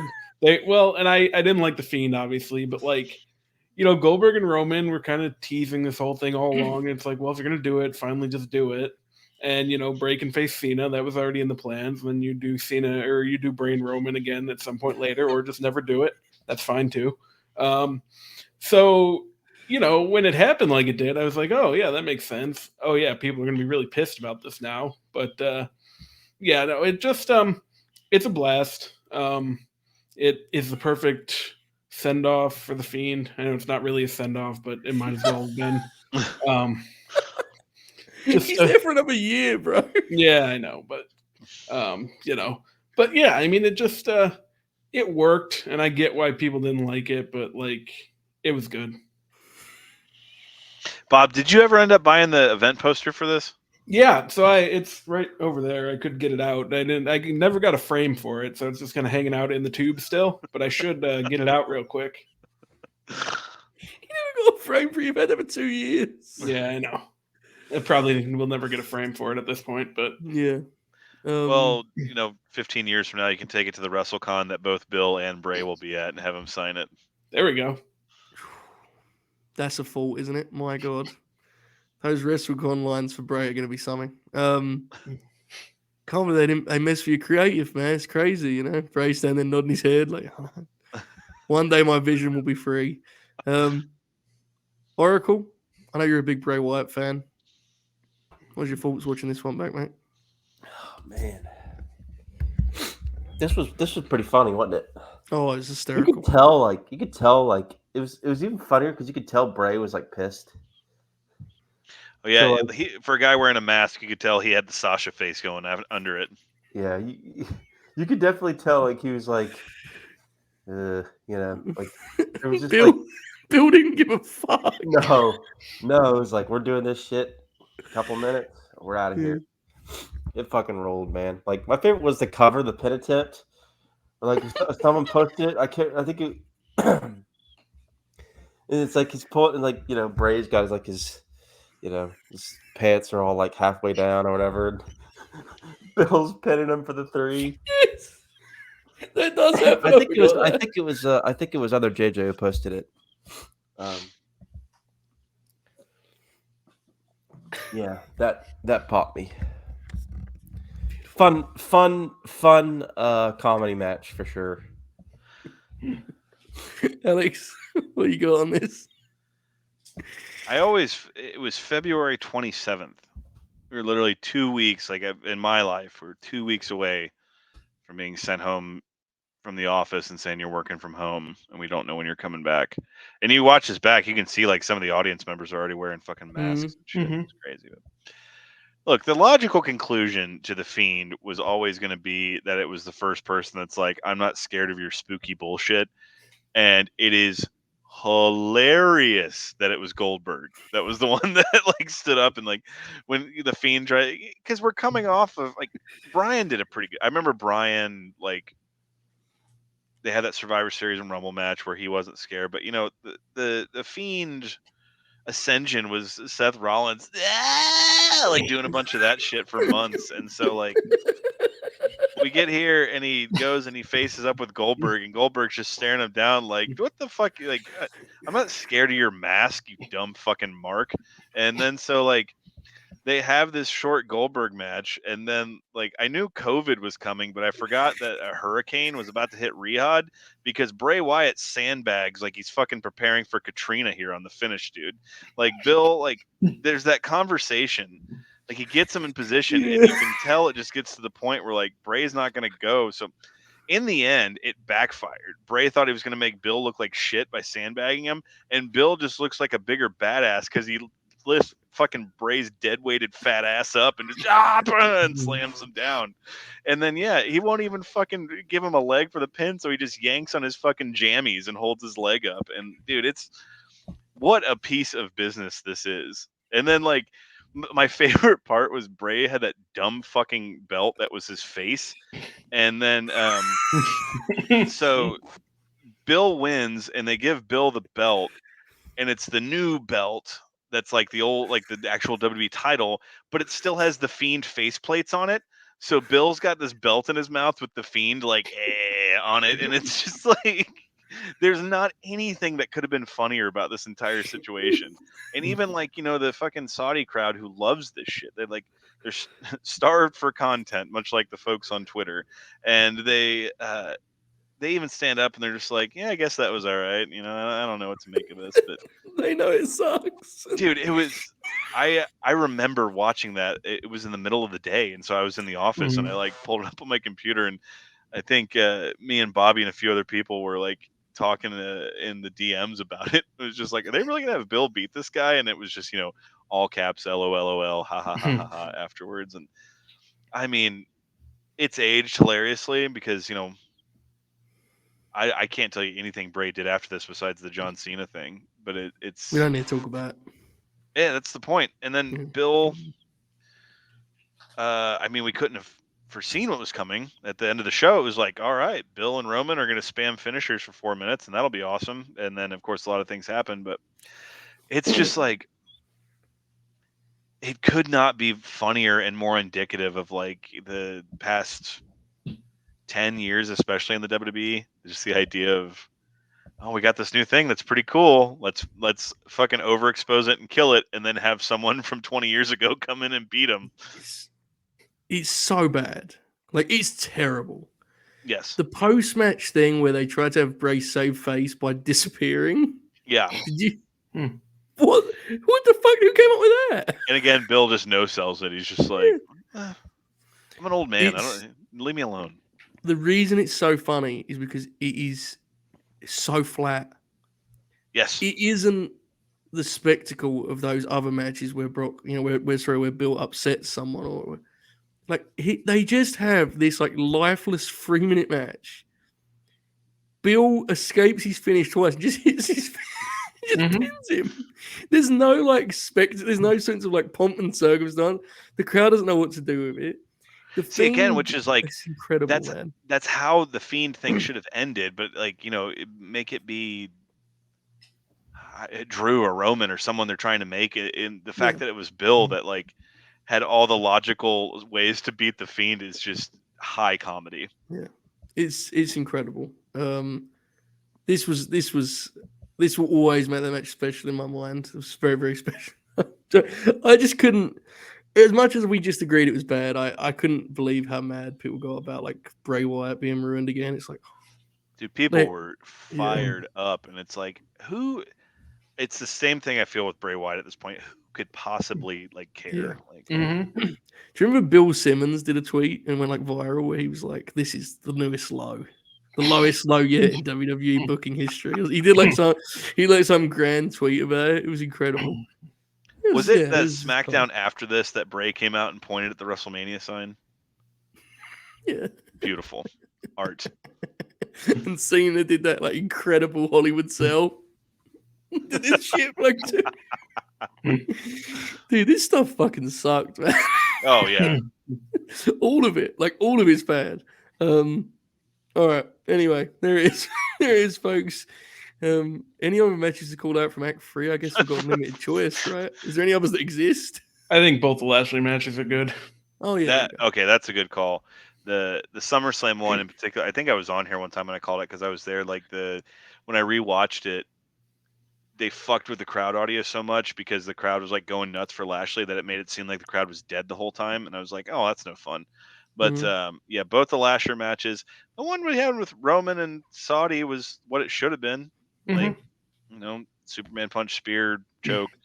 It's just funny that this run since he came back in 2016, he's done more clean jobs than in the 20 years that preceded it.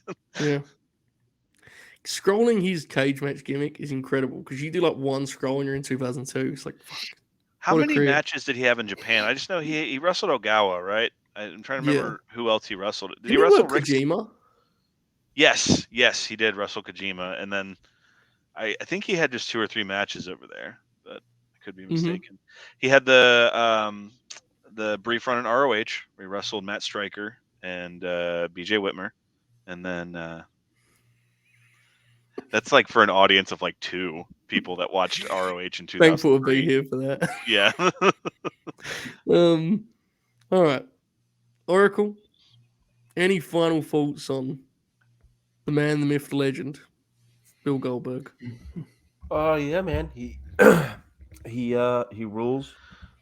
I especially am like a legitimately huge fan of his from like 98, 99. And I don't know, man. He's one of those wrestlers who's like an actual star. And he was like one of the last superstars in wrestling. I mean, like, let's think. I mean, there's Cena or Batista that were after him. Cole Anderson. Yeah, right. But like, there's really nobody. You know what I mean? Like, those are the only two that I could think of, like, right off the top of my head, that are kind of like superstars. You know, Mm-hmm. like, he was like legitimately one of the last couple superstars ever made in wrestling. That's like what I would consider like an actual like, this guy's a fucking for real. Have you not heard of Maxwell Jacob Friedman? He was cage side at the last UFC fight. Wow. But yeah, he just he rules, man. Goldberg MJF, that'd be interesting. But Hey, Sign me up. there's a very good chance that happens. Very good chance. Don't be careful what you say on these programs, but crazy things can happen in professional please wrestling. let it happen and let it be 2 minutes and let Billy Goldberg win. But anyways, yeah, I've become a big fan of his over the years just by watching his stuff. In hindsight, definitely one of the more entertaining wrestlers ever. He's just fun, man. Like, Mm-hmm. he's basically what a wrestler's supposed to be. Like, hits his shit, you pop for it. Like, he's got presence. He's an ass kicker. That's basically what you want out of it. And he basically had all of that. Absolutely, Bobby. Any final thoughts, mate? No, I'm with Oracle. Just all in all, a really great career. And I'm kind of glad he got the second WWE run, because it has gone much better than the first one. And that's cool. It's nice that he got to have that, and I'm excited to see what's coming up for him in 2023. Me too. Alex, anything else on the great Bill Goldberg? A surprising lack of really good figures. Like, he had one good WCW figure, and then a few years ago they had the WrestleMania lineage line, where it was his. What was the pandemic mania? Was that 34 or 35? They had That was 36, right? 36. Yes, sir. This Good one. one? I'm sorry. That's probably the best Goldberg figure right there.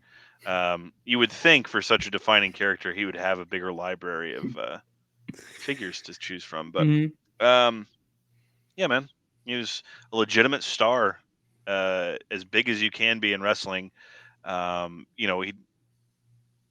He doesn't have. You can't say like Goldberg had hard times or Austin 316. He never had like a real great promo or anything like that. Right. And then also, yeah, he hurt some people, and one of which being the greatest wrestler of all time, and that sucks. But that ain't me. So I don't like, I can't harbor that resentment towards him, because it's also not fucking ballet they're doing. People get hurt all the time. Yeah.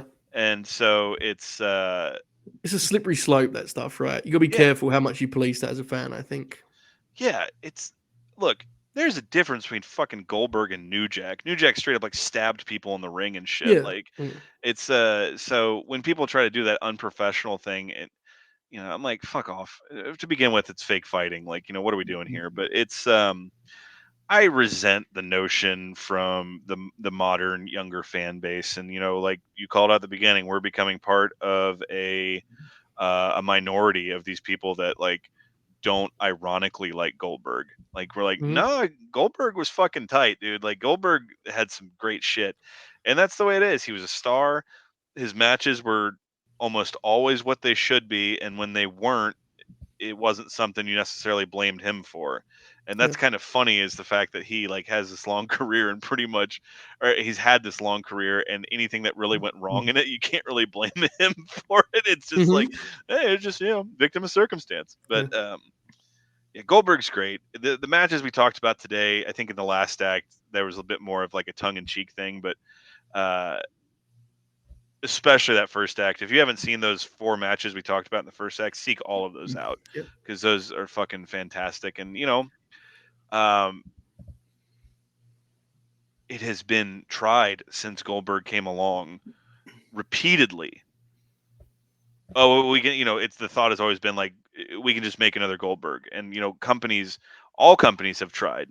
If I can remember Crimson and Yeah. like it wasn't even like it was. You could see through it like a glass wall with Ryback. That's like what they wanted, and like all that goes to say, Goldberg clearly had something. He had an intangible that like people. There was something about him that was magnetic and drew people to him. So.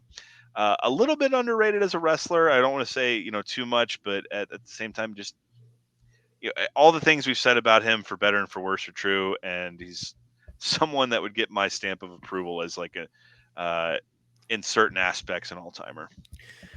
Yeah, absolutely. He's a really interesting case study, for wrestling history too, in terms of like a formula that worked and why it worked. You just kind of tapped into there, like.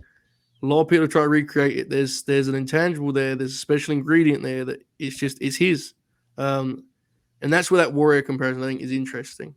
They are different, obviously, in terms of their presentation. It goes without saying, much more. They represent their eras in that regard, right? But Bill was a much better worker than Jim Hellwig. Real quick, Willie is right about that because I read the spoilers a few weeks ago, but they do the Brett Goldberg angle on NXT. I guess it airs this week. Mm-hmm. What does that mean? Yeah, their segment where Braun, I guess, who's the Shield? Yeah. Who was it? Grayson Waller. He speared Grayson Waller, and Grayson Waller had like metal plate underneath his. Who the fuck is Grayson Waller?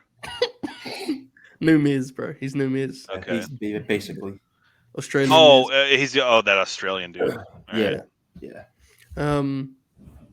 So yeah, I mean he's a really fun piece of wrestling history, and I think he's often dismissed, and I understand why. This latest run is, I get why it's. Also, we had our fun, but I get if you're a fan of Bray Wyatt, or whatever, like I get it. But for a lot of us, he is a sort of, he's a reminder of simpler times in professional wrestling. He's maybe WCW's like greatest achievement in a weird way. If you actually think about it, like they created an aura and a presentation that is just they keep it now. Like it's the same shit, bro. I genuinely stand behind that thing of like in many ways I think that DDP Goldberg match from Halloween Havoc is one of their best title matches because it's not Sting and Flair and these guys that have success other places. It's like they're two homegrown guys main eventing one of their big shows and fucking killing it. So yeah, it's exactly what we said. Like if you watch that Raven Goldberg match and don't get it, it's just like, okay, this becomes we have a fundamental difference in understanding and appreciation of this. Absolutely. All right, folks, there you go. Bill Goldberg in the books for the Grin Grappler. Let's look ahead to January here as we wind down, we wrap up. We're going to watch 6 Rumble matches? Well, there's a couple personal preferences here, personal favorites. I'll get those out of the way immediately. Alex, Shane McMahon is on the ballot. And, I don't even know if we could do 6 matches. For myself, and Oracle more specifically, the Machine Gun, Carl Anderson is a candidate here. I'll bring that up. Here's the 4 names that I think are most interesting. Sheamus could be a fun one. My only concern with Sheamus would be that his consistency could make for like a kind of one note thing, in that sense. Like he feels like he's been the same wrestler the whole time, which is why he rules, but could also. But still, Sheamus is fucking awesome, so I'll be down for that. Fit Finlay could be a hell of a show. That's a long career.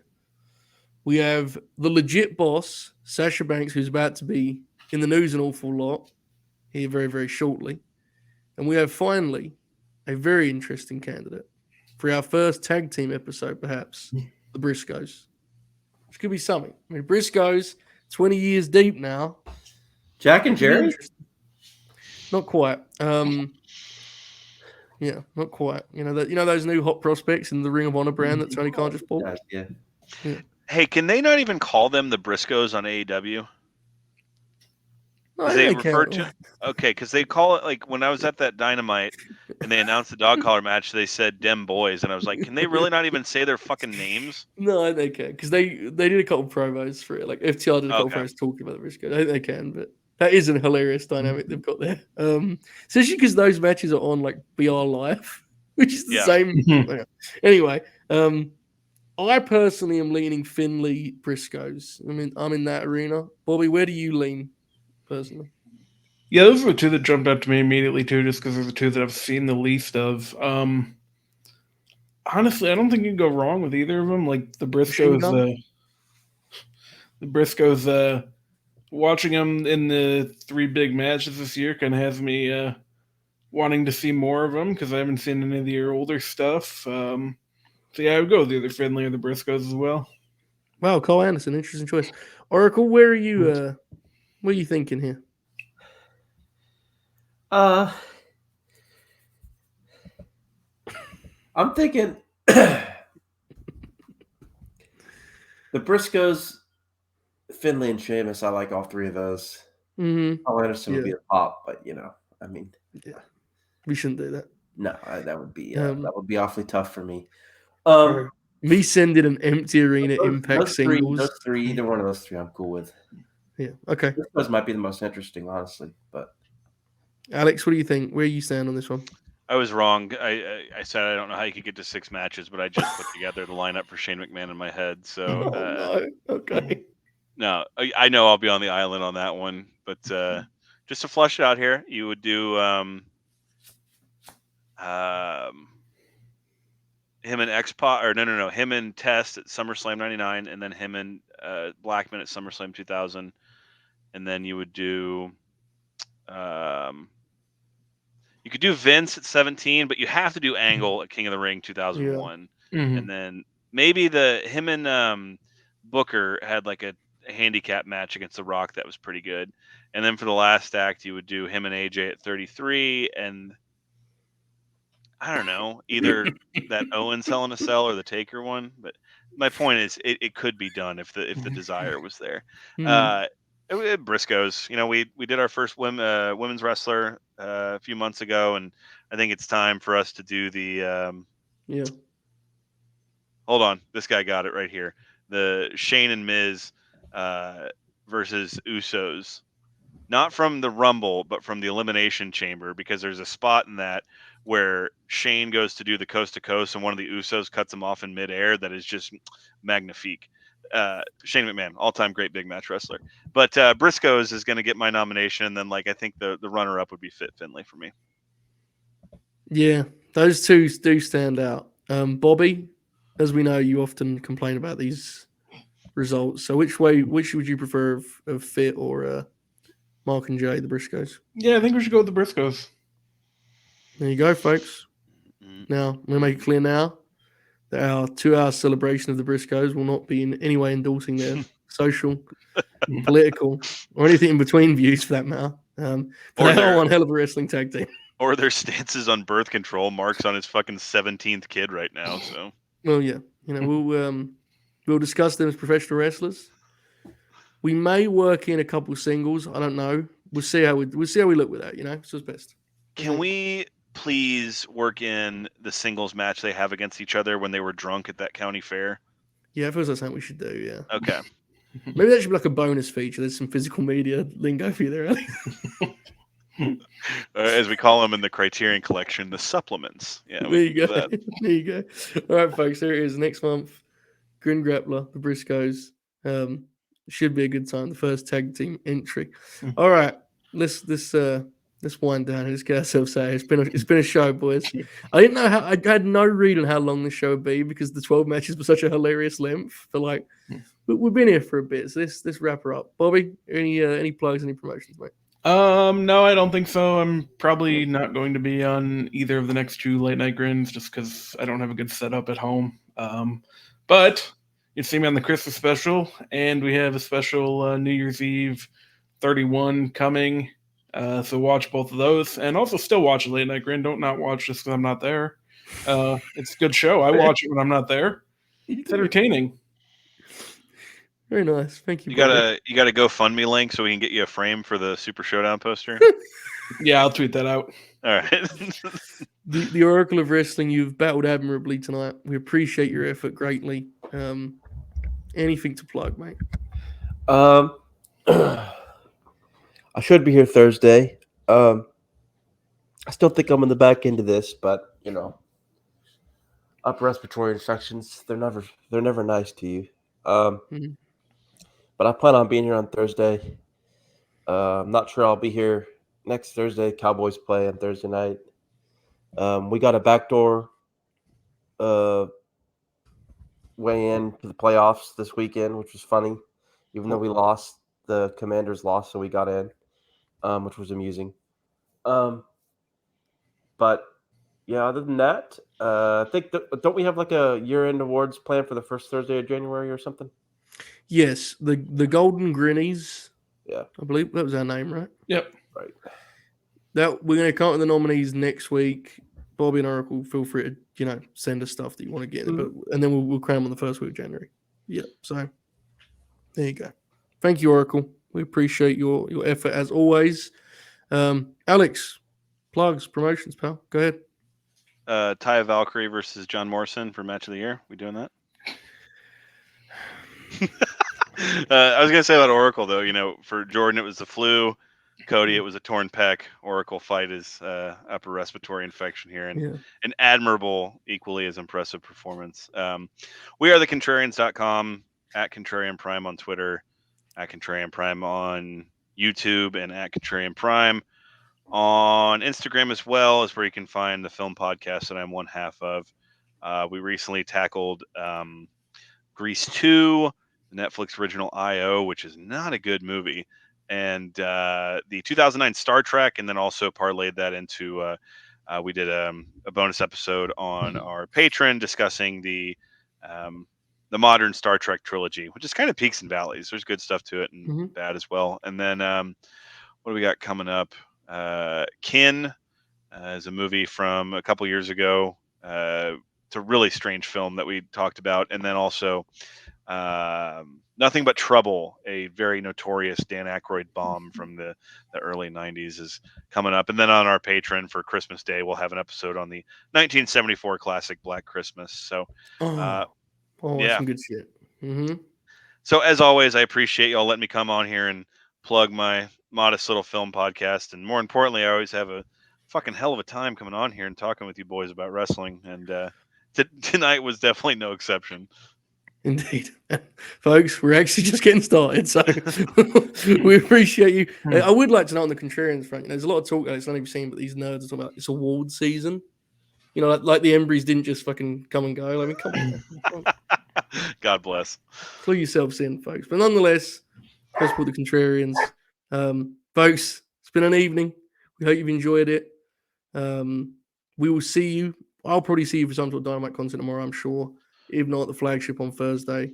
2 specials this year. The Christmas special, which will drop on Christmas morning, and then the New Year's Eve special of the 31, which, let me tell you, you're going to want to see that one, man. You're going to want to see it. They got a familiar English guy as the guest on that talk show. It seems pretty good to me. All right. We love you guys. We appreciate you. Keep grinning. In the meantime, enjoy this outro. All hell.